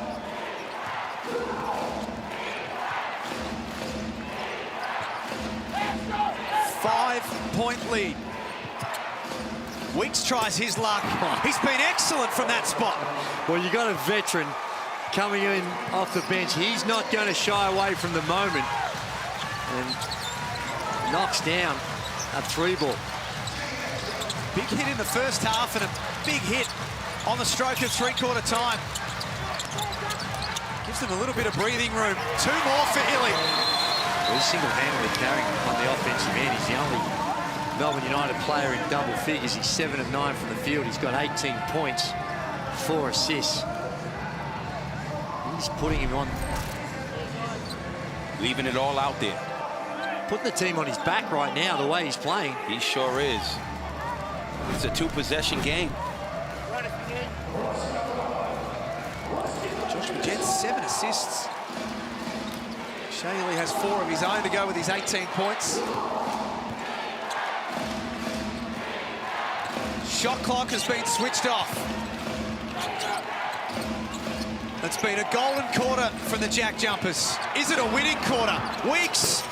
Not that time. Agata has to catch and shoot. It doesn't go. Three-quarter time, and the Jack Jumpers are in the van. The defending champions on the ropes. Stick around, the final quarter is coming up next in the Hungry Jacks NBL.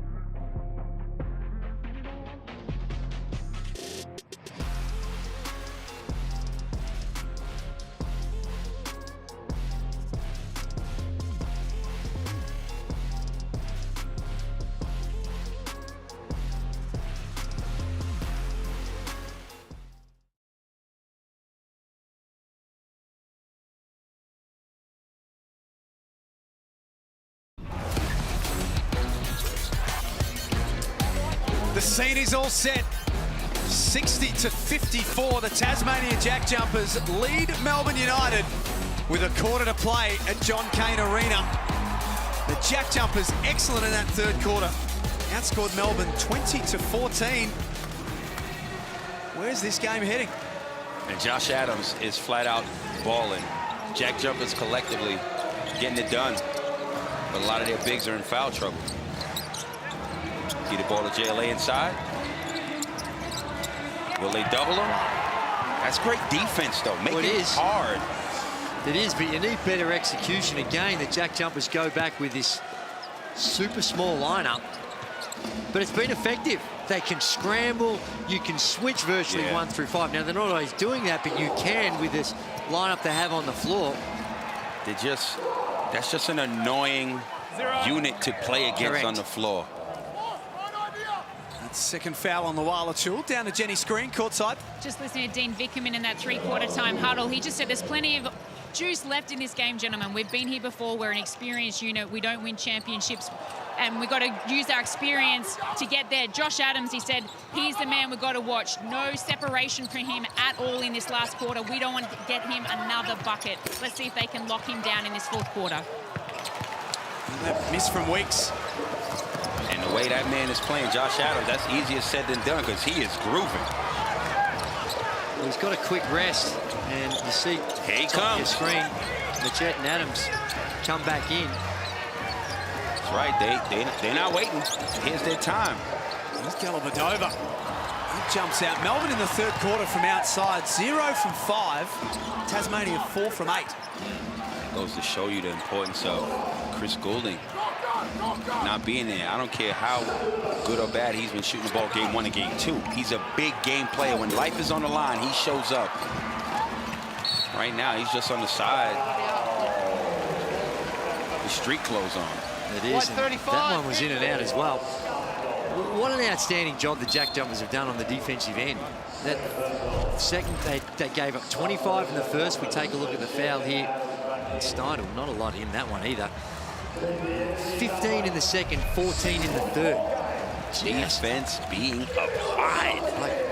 We highlighted it pre-game, didn't we, Drew? Their inability to score against the JackJumpers, Melbourne.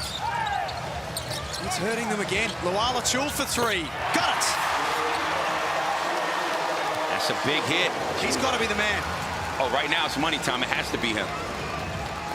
Same thing. That I'm surprised to see Shea Illy not out there either. Nice mid-range hit. Jack McVeigh up to 14 points. 5 of 9 from the field. Answer back quickly. Maintain that 5-point lead. Now that's some good high-low action right there. That's the guy to bring you home. All NBL first team. Third in the most valuable player voting, Joe Luala Chul. Starting to get himself involved now. McDaniel baseline. Pass was almost intercepted. Then Majed had his shot blocked by Agata. Great defense right there, because that's Majed's sweet spot, at least in this game. Delhi to the other end. The block has been called on McDaniel. Wow. Have a look at that one. Looks like Delhi dropped the shoulder and got away with a little push-off. Here we see down the other end, just great hustle. They do have gears, Melbourne United, when it comes to their defense. I know he wasn't square on, but that angle, a little hard to tell, but it looked like Delhi dropped the shoulder. Saw him shoot a couple of air balls from the free throw line in game 1. 1 of 7 from the field today for Matthew Dellavedova. You would assume that right now is when his expertise and experience playing in those big games in the NBA will show up in this last 7:20. Got it back to a 1-point game. Tasmania have only scored 2 points so far in this fourth quarter. Offensive rebound by McDaniel. This man right here is in the groove. Can they get another stop? Nice pass for Krislovic. Oh, that jumps out. Did everything but finish. Just got pushed under the rim a little too much, slipped a little. Luala Chul for the lead. Yes! And again, it has to be he and Delhi. JLA, 7 points in this quarter out of Melbourne United's 9. Well, they have, and you can tell they've just gone to another level on the defensive end. Everything hard work for the JackJumpers now. Adams to the basket. That's going to count. When Adams is in that mode, he's too tough to stop. 23 points, 9 of 19 from the field, and he started off bad early in this game. Ever since that poor start in that first quarter, he has been a force. The twists and turns of game 3 in the semi-final series. Tasmania 11-1 this season when they've led by 3 or more points at three-quarter time. They'd like that trend coming into this one. Agata, all the time in the world. Misses, offensive rebound, Dellavedova. Agata this time, no good. 0 of 6 from the three-point line now for Agata. Good hustle by Delhi that last possession.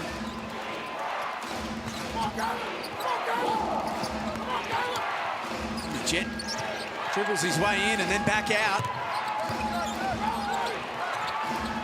McVeigh over the top of Jack White. How tough was that? That's a sweet spot.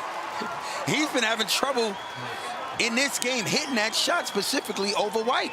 Tough shot. He's informed.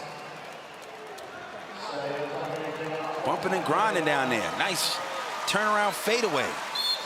Jack McVeigh, 16 points on 6 of 10 shooting, 60% from the field. Here's Luala-Chul. McIntosh playing out there with 4 fouls. Luala-Chul missed everything. Jack White blocked. McVeigh got a piece of that one. Great block. Giving White a taste of his own medicine on the defensive end. 10th rebound for White, but couldn't put it back in. Adams dumps it off to McIntosh. Blocked by Luala-Chul. The block party. Here's Magette out for Mikhail McIntosh. Oh, dear. Nothing but oxygen. Had to shoot it. Shot clock running out. And he's made a couple. It's not what his forte is. But wide open. 3-point game. Less than 5 minutes to play. The winner will play Sydney in the grand final series. Again, the veteran leadership. You are seeing Delhi begin to pick the defense apart. Nice dive, good find. Goes to the line for 2. Hits these 2. It's a 1-point game. You know, these games, they're not always pretty affairs, but boy, you respect the intensity and the way in which the guys are going at it. Every single possession, you have to earn every basket you make.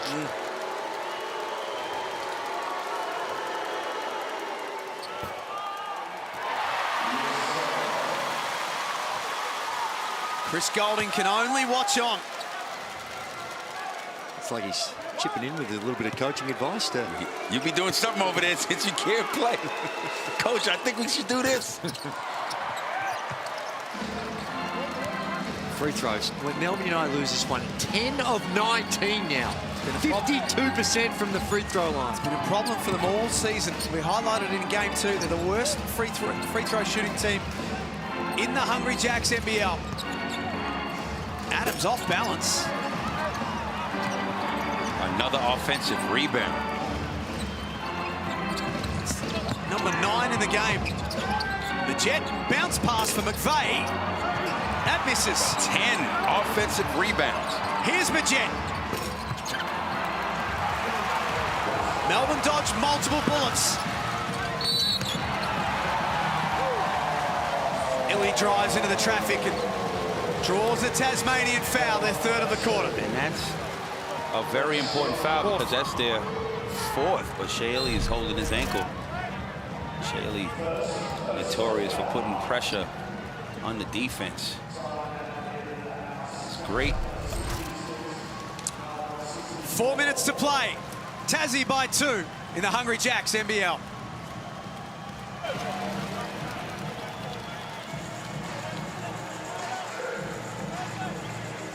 (66-64). 4 minutes left.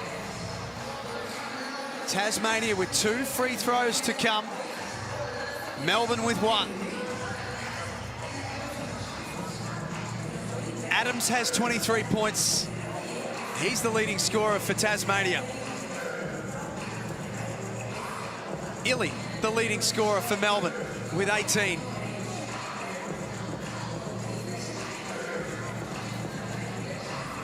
The tension in the air. It's real.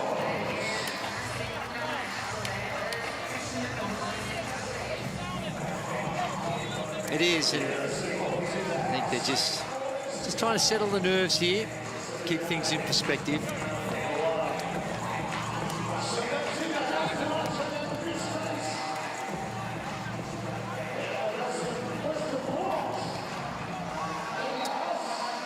Four minutes remaining out of the Chemist Warehouse timeout. The Tassie fans that are in the house screaming march, march, like they did in game 2. Unfortunately, tonight they're a little outnumbered. Well, they are, but you've got to be impressed. All those back in Tasmania watching this one, there's a lot to like and a lot to be extraordinarily proud of with the way they go about it. Down to Jenny Screen, courtside. Just listening to Dean Vickerman, you can see in the eyes of the players, the belief is there, the confidence is there, they're going to use their experience, and they want to tidy up on the deep glass, crash the O boards, but at the same time, when they get the stops, push and run the ball. Take a leaf out of Illy's book. He's been great. He's been able to get downhill, get deep into the key to be able to penetrate, and especially when they're on 4 team fouls, you want to get them to bonus as quick as you can in this fourth quarter. There's Delhi off the miss. Well, he's coming off, and you can see they're gapping him. They're just going to carry a hand, and looks like they're going to make him knock down a few before they adjust what they're doing. 1 of 6 from the three-point line, 1 of 8 from the field. He's got 4 rebounds and 6 assists.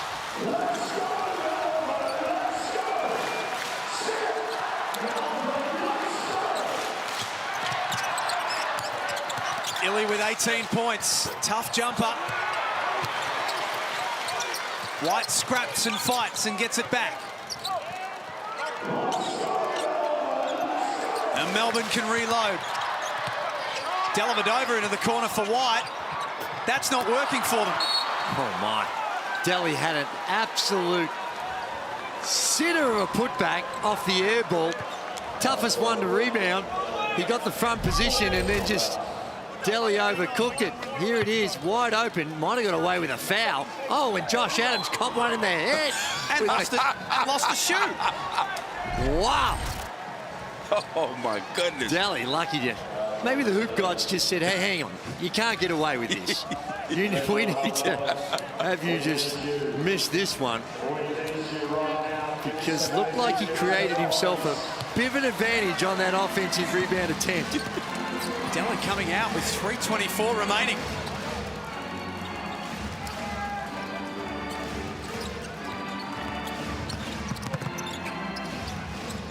Jet and McIntosh, little two-man game. Shot clock's at 6. Tough one from McVeigh. He's good. Oh, no. Josh Majette. Wow. That is huge. Huge basket by Majette. Not an easy one either. Quick trigger. First 3 of the night. What a time to do it. 5-point lead late in the game. Illy lost it. Adams in the open court. Oh, he went up. Ooh. Try to go upstairs and finish him. Good foul. If you're going to attack a basket with a shot blocker, that is how you attack it. Well, he's got some bounce, and he used it there, and good attempt. Here's Majette. Oh, my goodness. Just that little half step, he gets Jack White off, pulls the trigger, and then Agata, clear foul. That's Agata's 4th. Well, we're getting into danger territory now for Melbourne United. They just can't score.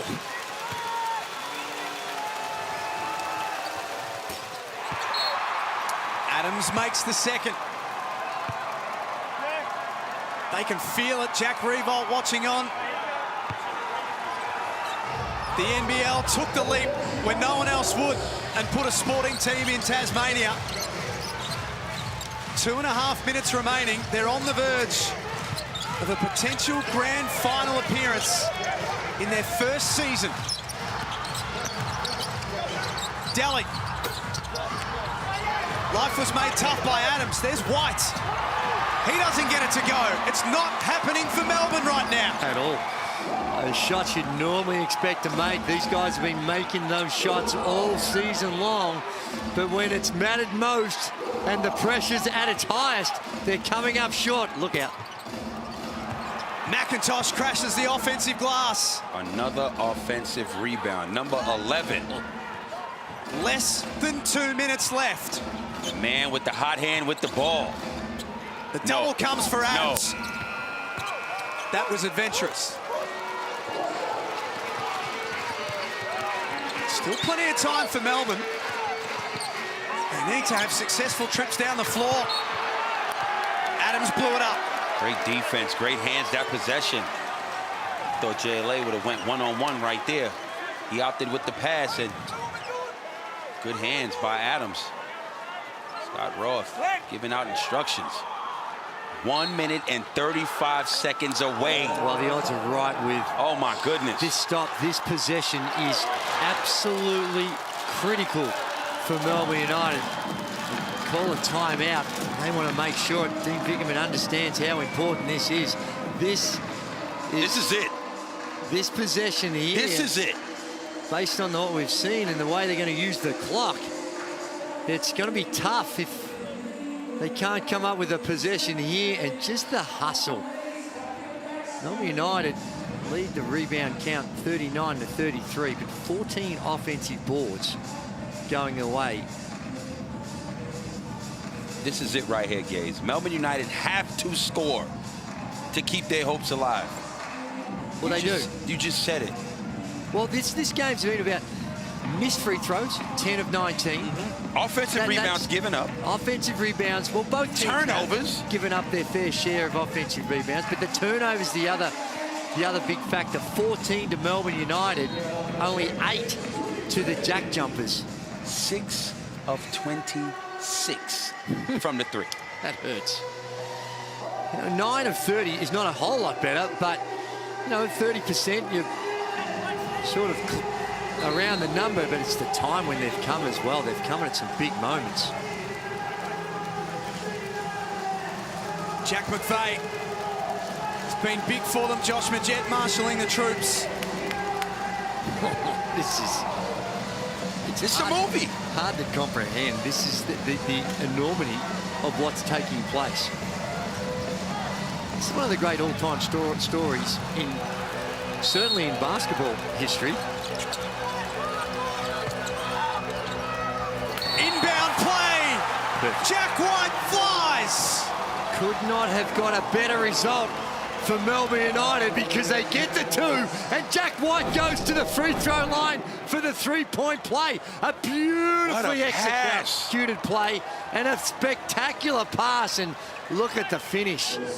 The level of athleticism Jack White showed in that possession. Well, he's 1 of 4 from the free throw line. One shot.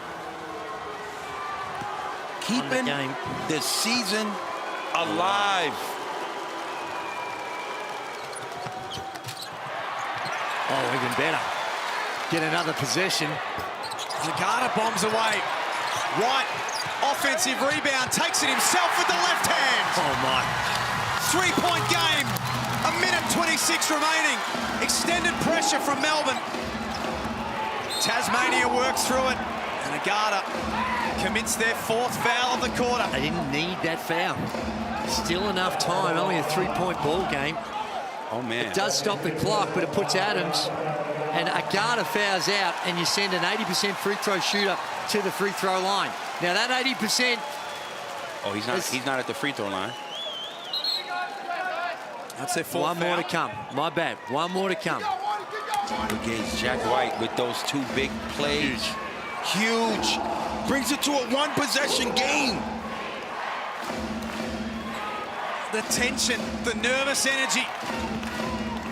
So much up for grabs. Bubba almost snatched it away from Magette. Shot clock at 10. Adams the off-balance jumper. Oh my goodness! Unbelievable! That's the game, Gaze! You ain't coming back from that. Not yet. Dellavedova tries to respond. You are not coming back from that. Misses everything. You talk about the degree of difficulty. Where's that replay? Oh my goodness! Oh my goodness! Still plenty of time here, but the degree of difficulty on that shot. Is huge. Here he is. Josh Adams. Oh my goodness. You knew it was going up. Hezzy sidestep. Bucket. My goodness. A replay that we are going to see over and over and over. One of the moments of NBL22. 28 points. He's only 3 of 11, but he has been the offensive spark in this second half. Magette double-teamed in the backcourt. Now Tasmania start to absorb time. McVeigh chose not to lay it up. White more time off the clock. Down to 5. Magette a long way from the cup for 3. Misses. Adams with the rebound. Time now a massive factor. Tasmania. My goodness. This is unbelievable. Look, how you getting down there? The Spirit of Tasmania, what you taking to get down there? Oh, my. I missed game 2. I ain't missing the next game, too. I'm telling you that right now. The hottest hand in this game is at the free throw line. Well, like I said before, 80% free throw shooter. And with a 6-point buffer, these free throws are a lot less difficult to take. Okay, here we go. Push-ups. When you've got this type of margin.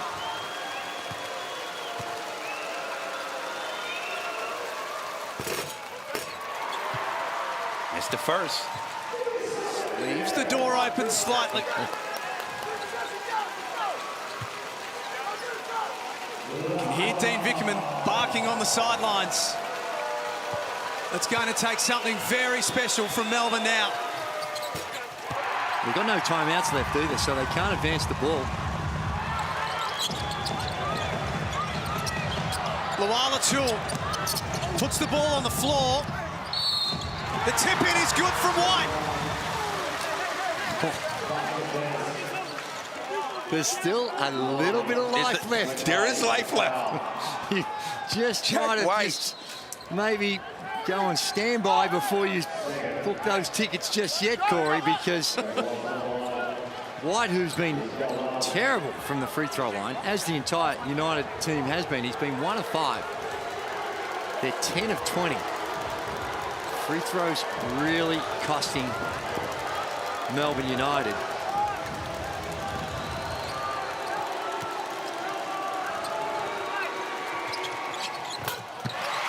Finally gets one to go. 4-point game. 26 seconds left. Any fouls from here will put either team on the free throw line. Adams will walk to the stripe. And they have to, got to play the foul game now. Not enough time. Looks like they're trying to get something in the backcourt. If it's not on, as soon as it gets over that center line, they're going to hope that the JackJumpers can come up short. And from the free throw line.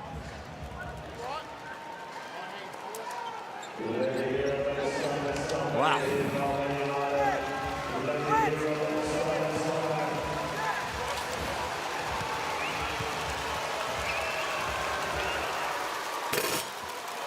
Jake leaves the door open. It's still there. For a really good free throw shooter. This one still going to be important, and he knocks it down. 19 seconds for Melbourne. Quick bucket required. They run it for Bubba. No good. Rebound McIntosh. Tasmania are going to do it. Oh! Adams! Just what was not he yet. thinking? Just hold it. Exactly. I'm not sure. I think the moment got the better of him. But when you got 30-piece in the most biggest important game, we'll forgive you. Luala one last bucket. You can make your dreams a reality if you believe in them. Oh my goodness. And when no one else believed, they did. Tasmania, in their debut season, are off to the grand final. Oh, this is something, well, it's hard to describe and explain because it is such an underdog story. And you look at the joy and the jubilation. Scott Roth has been the architect, but what these players have been able to do, it's amazing.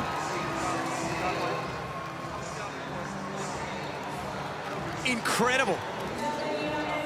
I mean, you run out of adjectives to describe it because it is just a team that have come together. They've cobbled this team together that no one gave any chance. Look at the emotion of Scott Roth. There's almost a sense of disbelief.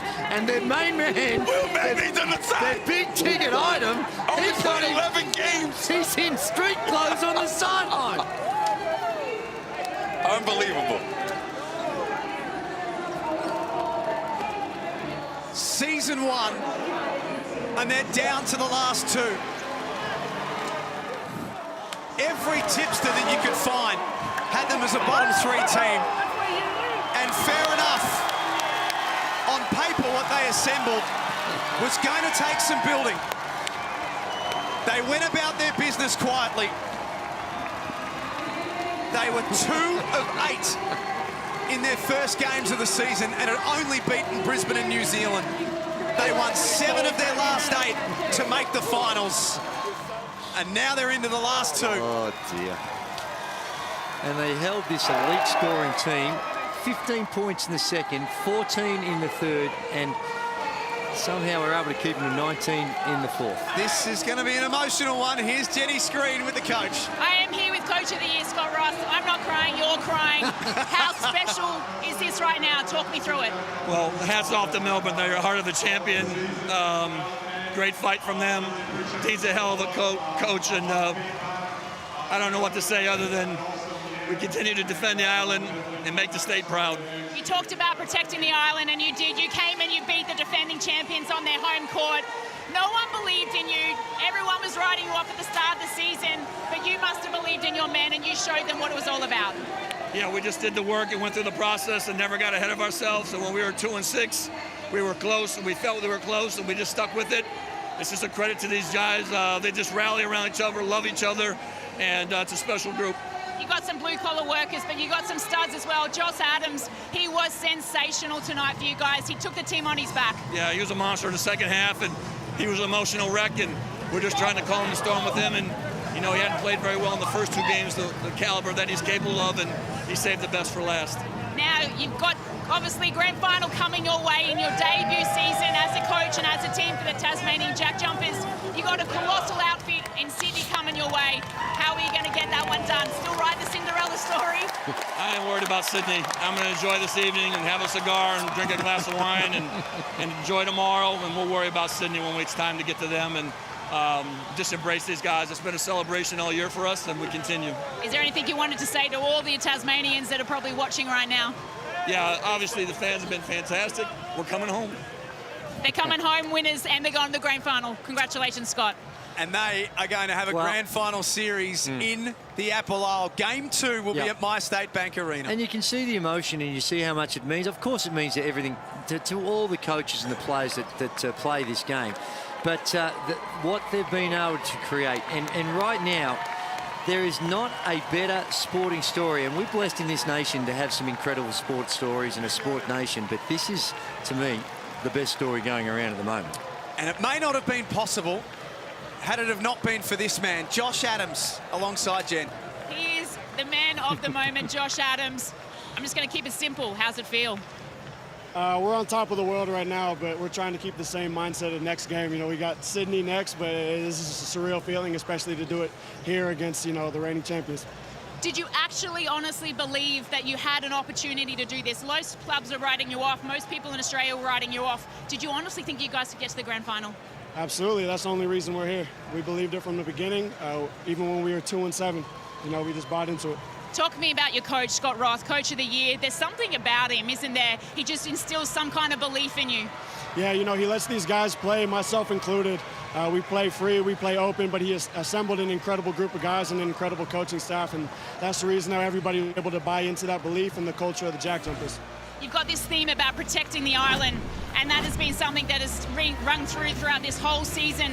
You're going to continue that right now. What do you got to do in this grand final series? Well, first and foremost, we got to recover, get our legs back from underneath us, and then get in the iPads as the coaches stay and study Sydney. That's an incredible team. Now, Scott Ross said he's going to have a cigar. I presume you're not doing that tonight, are you?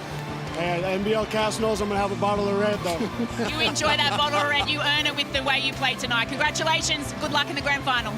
He's absolutely deserved that bottle of red. The Foot Locker player of the game, Josh Adams, 30 points on 10 of 22. A remarkable story. And it's the story that has still got some chapters to be written. We're going to come back and wrap it up on the other side of this. Tasmania into the grand final.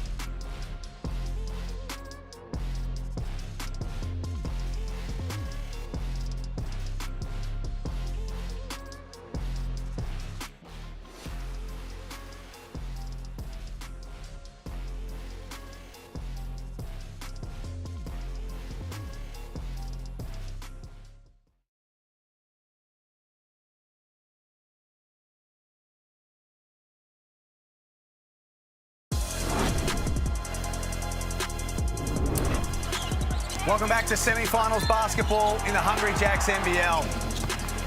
What if I told you that there was a team in their first season in a roster that no one rated, that no one gave a chance of playing off in the grand final? I would have said turn it up. You're kidding yourself. But fairy tales do come true, and this is exactly that. Now, it's hard work. They won 17 games, but I tell you, if they could... they were not even supposed to be in the finals. Look, remember, cast your mind back a couple of weeks ago, and gee whiz, somehow or other they worked their way into the finals, and now they're in the grand final. And what we see here, Sydney are going to have their hands full as well. That round 21 Tasmania-Melbourne game. Oh, dear. 16 points for Jack McVeigh. Josh Adams with 30, our Foot Locker player of the game, Corey. They held their nerve late. They were enormous late. It was fantastic. Josh Adams started this game off bad. He was rushing shots. He was 0 for 5, I believe, his first 5 field goal attempts. And then to finish at 30 points it's been beautiful to see how he carved them up to get to 30. Jack McVeigh, fantastic, 16 points. Majette, 9 points, 4 rebounds, 7 assists. Here's the thing. As great of a job they did on the road against Melbourne United, how horrible a job Melbourne United played today. Here's the numbers. 11 of 21 from the free throw line at home. Terrible. 12 offensive rebounds you've given up to a team you're bigger than that you should dominate on the boards. 6 of 30 from the 3. That's the game right there. They didn't come to play. They couldn't hit no shots. They might as well not show. They might as well just give the game up. Just forfeit. No. With that performance, just forfeit. No. Well, they're out of it. Tasmania, though, are still in it. And now they're going to take on the Sydney Kings in the NBL Grand Final. Here are the dates. We're back on Friday for Game 1 at Kudos Bank Arena. And then Sunday, no question that it's going to be a sellout at MyState Bank Arena.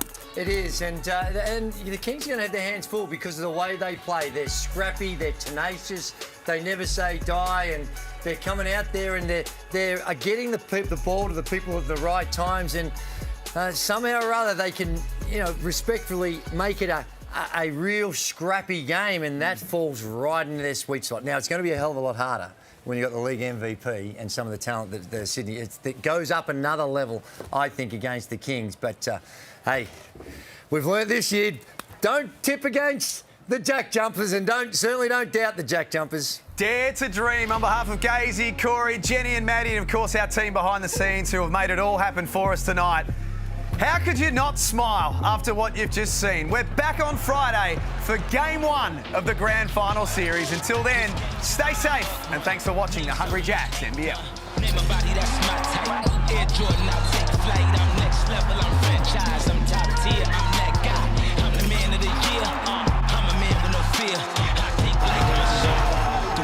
So sharp, I go hard for the team. That's how I play my part.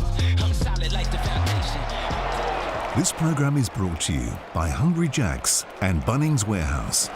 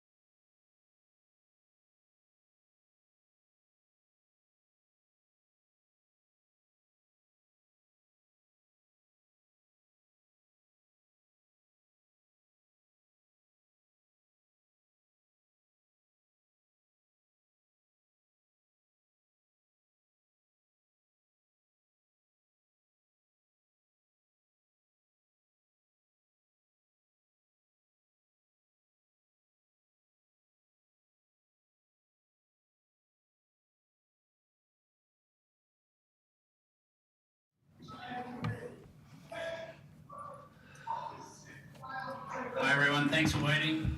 We'll get straight into it. Just a reminder to please remain on mute unless you have a question. If you do have a question, use the raise hand function and I'll throw to you when ready.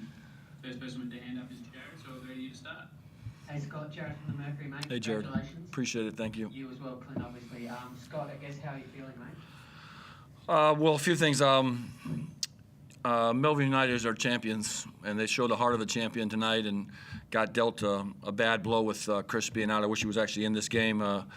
Dean's just, I say it a million times, a hell of a coach. They got a hell of a squad over there, and we're just humble to be able to pass through them, and we're better for it in the long run of playing a game like this and a series with them, and hats off to them. They're fantastic.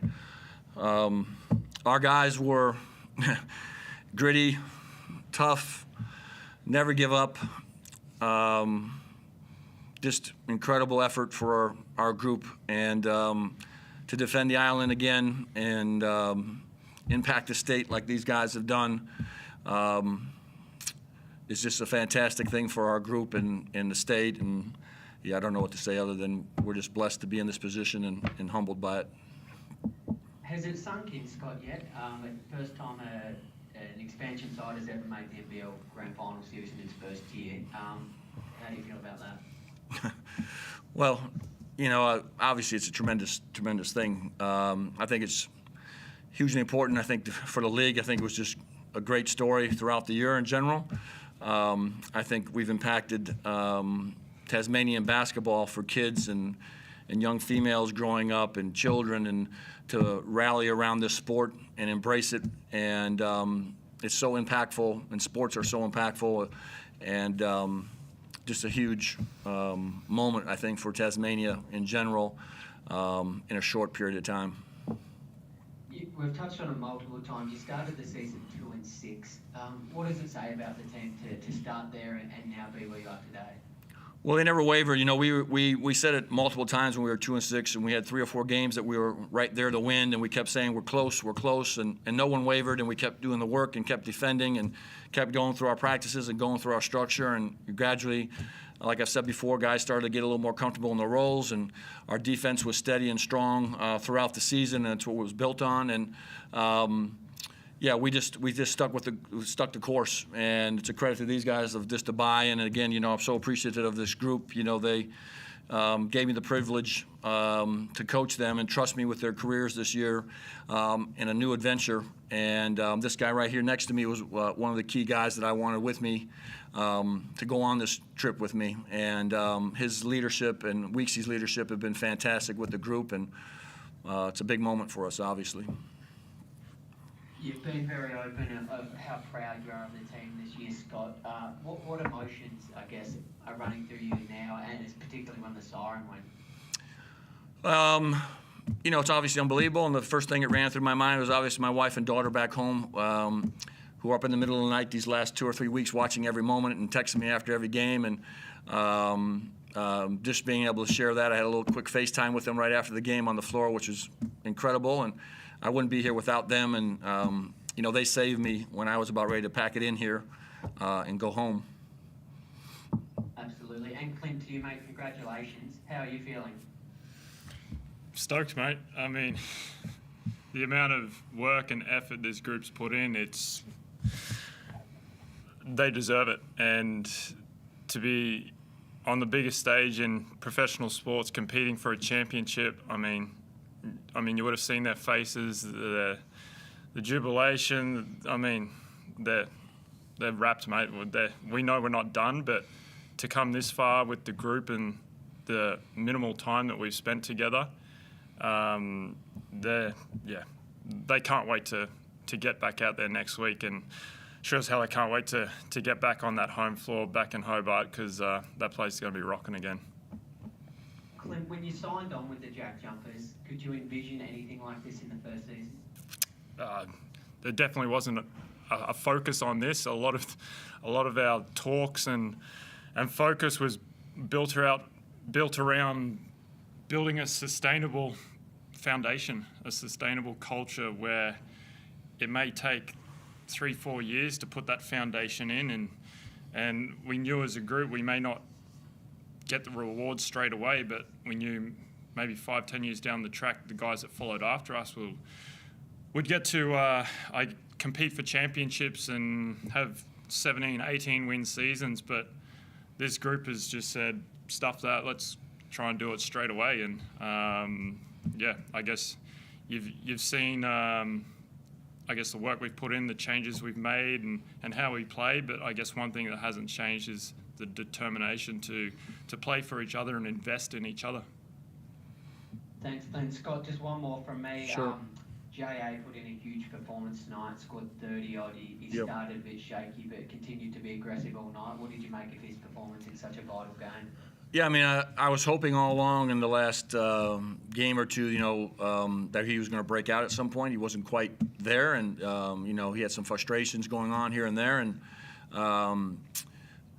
he just came out on fire in the second half, and we continued to go to him, and that's why he's here. And he got level-headed again and got back into what we needed to be doing, and made big play after big play for us, and obviously swung the tide towards us. So, yeah, an unbelievable second half for us. But just a grit and grind deal by all of our guys to just do the little things at the moments that really is really important to us. Thanks, fellas. That's all from me. Awesome work. Thanks, Jared. Go ahead, Mick. No, hi, Scott. Hi, Clint. Scott, you mentioned ready to pack in and go home. Can you talk us through a little bit about how it went from those feelings to playing in a grand final? Well, when you're away from your wife for 14 months and your daughter for 18 months, the last month before the blitz started, it was getting difficult for me just mentally to see if I'd ever actually get home to see them. And the last game after Cairns and the blitz, I drove back from Launceston to Hobart, and I was basically done. I don't know if Clint remembered, but he tried to get in the car with me because I left so quick, and I told him no. And I drove 2.5 hours, and all I was thinking about was just going to the airport and going home. I just mentally spent myself, and probably wasn't great to be around in general, but yeah, I was just crashing and burning. And luckily in a few conversations, and I just held on, and the borders opened up, and there was something at the end of the road to know that they were coming in the market. But in my wildest dreams when I went to Perth, I never thought I'd be here for almost 2 years and never be home. To see a brand new house I've built that I've never seen or walked in, and missed a lot of different things. And like I said, my wife and daughter, they kind of saved me to get over here, and got me mentally back to where I should be. And ever since that, it's been incredible, and I've thoroughly enjoyed myself. Yeah, a bit of a carrot at the end, mate, for all that struggle. Can you talk a little bit about the way that you actually executed to beat United tonight? Can you talk us through that and what you did? I think, we just stayed true to ourselves. There wasn't a lot of big game-changing things happening here that we were switching around or trying to solve problems. We were trying to solve little problems with some of our things with offense like they were doing. But it just came down to us defending and doing what we've hanged our hat on. And I've said all along, your defense will travel. It'll always give you a chance to win on the road in the fourth quarter if you're doing the right things. And it was my mindset from day one when I, started to put this team together to be in the top 4 defensively, and I thought it would be good enough to get to where we are today, actually. And they're just a heck of a team, and just again, it was just Detroit Pistons, New York Knicks, just banging heads against each other and just seeing who was going to stand last. And like I said, they have the heart of a champion over there, and they were incredible. Shea Ely was unbelievable, and Jack White on the glass, and Dean, like I said before, is just a tremendous coach. So it was an honor to play against them here. Yeah, we're happy to be moving on, obviously. Josh Adams had that little moment before half-time where he got called for that offensive foul, and you kind of was joined with the ref and you took him out and tried to get him to refocus. It looked like he sort of stopped as everyone went down the race and kind of soaked in the booze. Is that what happened? To be honest with you, I did take him out, but I didn't see anything on the bench. I'm too focused on the game. And, one of the things with our group is our values and us rallying around each other and holding on to each other in difficult moments. And we said all along in this series that at some point we're definitely going to get in the mud, and they're going to get in the mud, and this is a team that's going to be able to navigate to get out of that the quickest that's going to have a chance to win. And, what transpires on the court or off the court, these guys rally around each other and pick each other up, and we just kept pulling them along with us. And he responded in the second half. Thanks, gents. Good win. Appreciate it. Thanks, Mick. Any final questions? No, we're all done. Good luck next week, guys. Thanks. Thanks.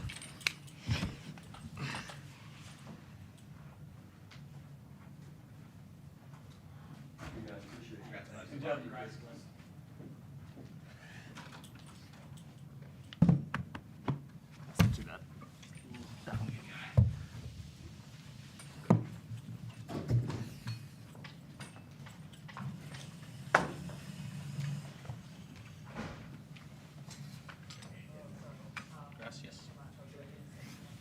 I just swapped it out.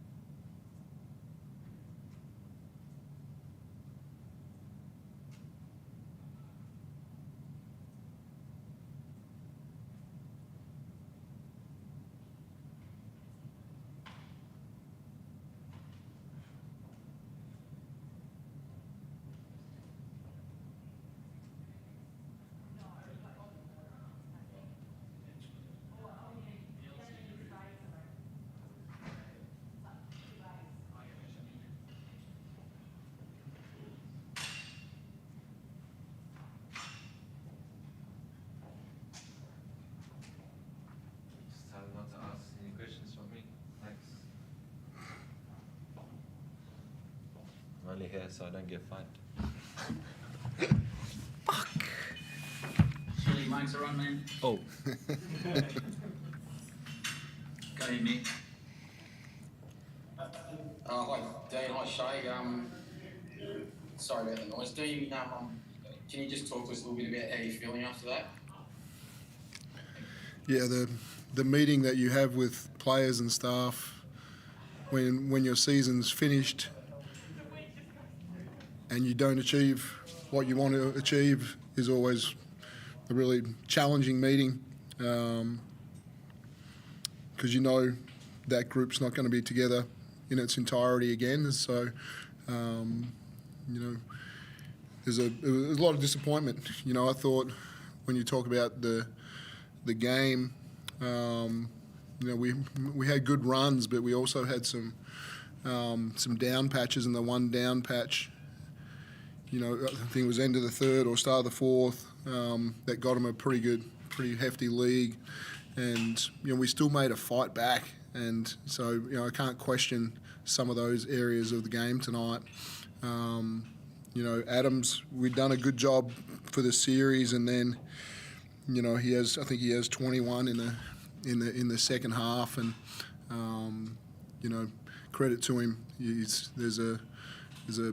a pretty tough kid, and you got going a little bit. But the man next to me, Shea Ely, there looked like some really tired bodies out there. He was one of them, but he just absolutely never quit. And whether that was taking 2 or 3 people on to get to the rim, whether it was defending at a crazy high level or just bouncing out of nowhere to give us an extra possession on a rebound. I thought he was exceptional tonight.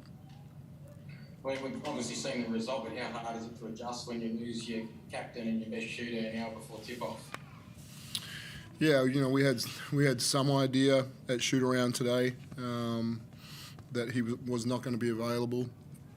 But, it's kind of, what we did as a club to, build this roster when we brought Udo Bubba in for exactly this scenario to say, were we going to possibly lose a player to COVID or injury, and that was the insurance policy as a club that we did a really good job of doing. And Caleb got injured and Bubba comes in and we win the game in Perth, and CG goes down here, and we have that extra body that was ready to step up. And so I'm really pleased with the club about how we managed the roster this year. But this whole series, we couldn't shoot over 20% from the three-point line, and tonight we struggled to shoot over 50% from the foul line and missed 10. We got enough stops to win the basketball game, even though they had some moments and some patches that were really good. But we just couldn't throw it in the ocean the whole series. You talked about not achieving your goals. Does it feel like a lost year or a missed opportunity to you? Not a lost year. We did some great things to win a minor premiership. To see the development in different people, to see Shea win Sixth Man of the Year, and to me was Defensive Player of the Year. What Joe's growth was this year, to see Whitey come back from injury, to put a bigger load on Chris this year as a scorer. There's so many great things that happen. Not a lost year, but certainly an opportunity missed to go and be in a final with Sydney, which I think would have been amazing for Sydney-Melbourne rival in a grand final. Shea, you've put in a sensational personal effort, but the team hasn't achieved. Can you talk about sort of how those feelings kind of clash? It hurts to lose this way. I felt like we had the team to go on and win this championship, but we fell short. Having CG out was a big loss for us. We did enough. We just couldn't score in one patch of the game. Did you feel yourself you needed to sort of take it on because CG was out? You needed that extra scorer.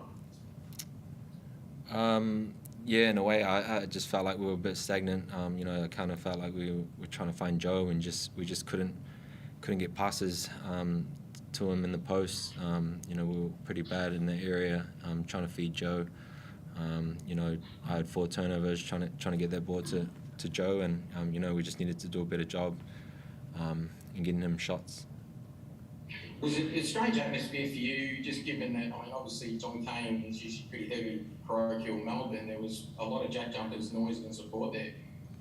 Yeah, it was good to see, fans backing their team for the first year, and, credit to them. They're a great team.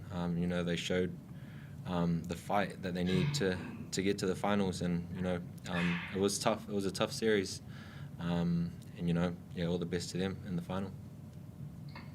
Then can you talk a little bit about what happens from here? Does the group get back together as a group from here and do end of season review and that sort of stuff? Can you just shed a bit of light on that for us? Yeah, absolutely.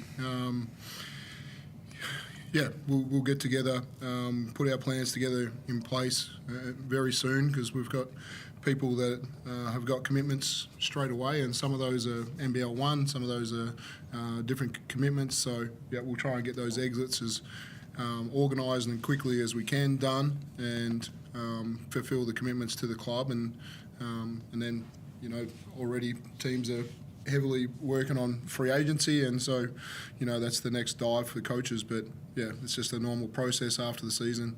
I want to talk about what Scott Roth and that JackJumpers team has achieved this year, and it's a Cinderella story that's continuing right now, and credit to them. I talked about the game the other night down there today, and that packed place with the gym was, the noise in that gym was absolutely amazing. And if we have NBL expansion that's going to be like that and bring that kind of energy to our league, I'm all for it, because that was, it was just a great experience being in a finals game in that atmosphere down there. And I hope they go on and really challenge Sydney in the final and make it a really competitive final. Can you talk a little bit about that matchup, and do you think JackJumpers can beat them?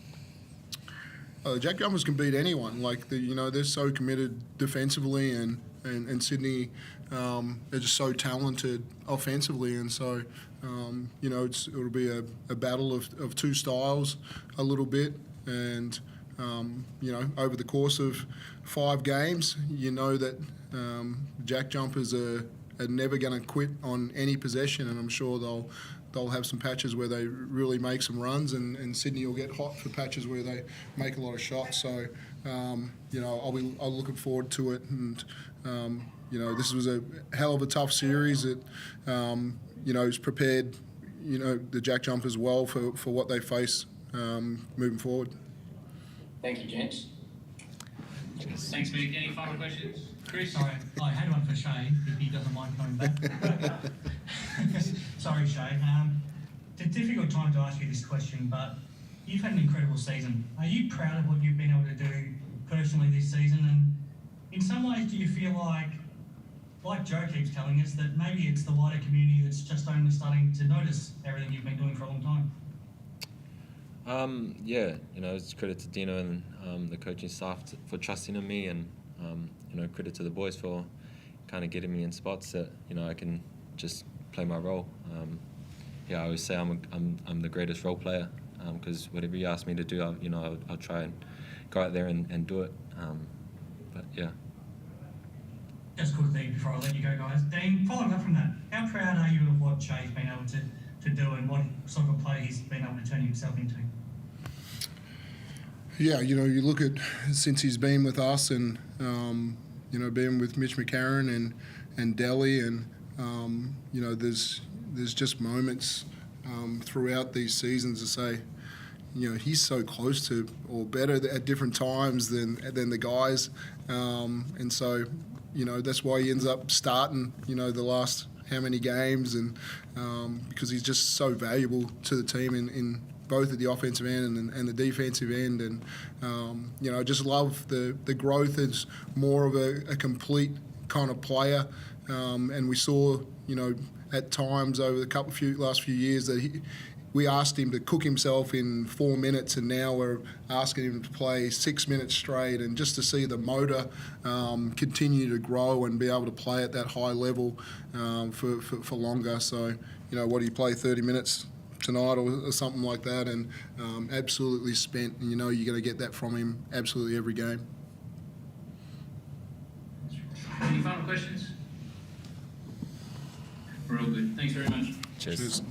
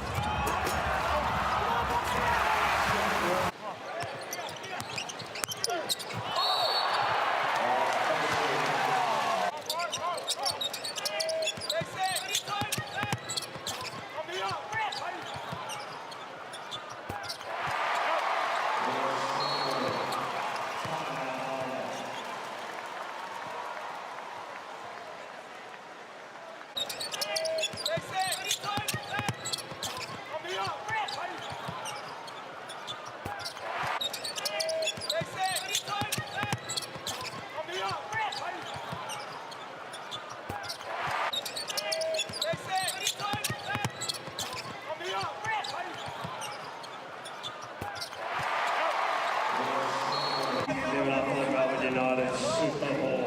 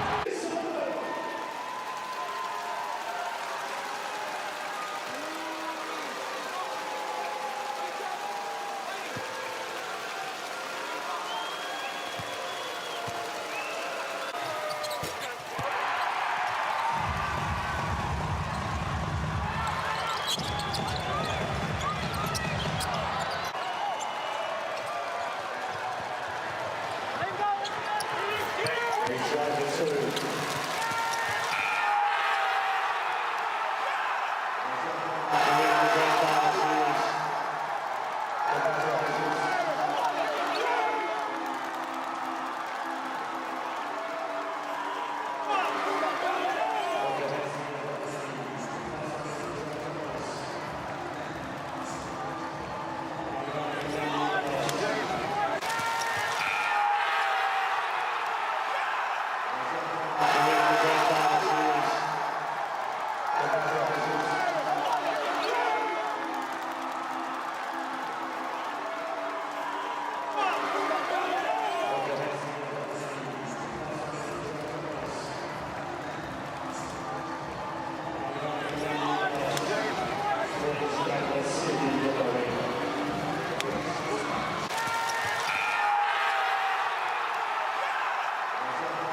you.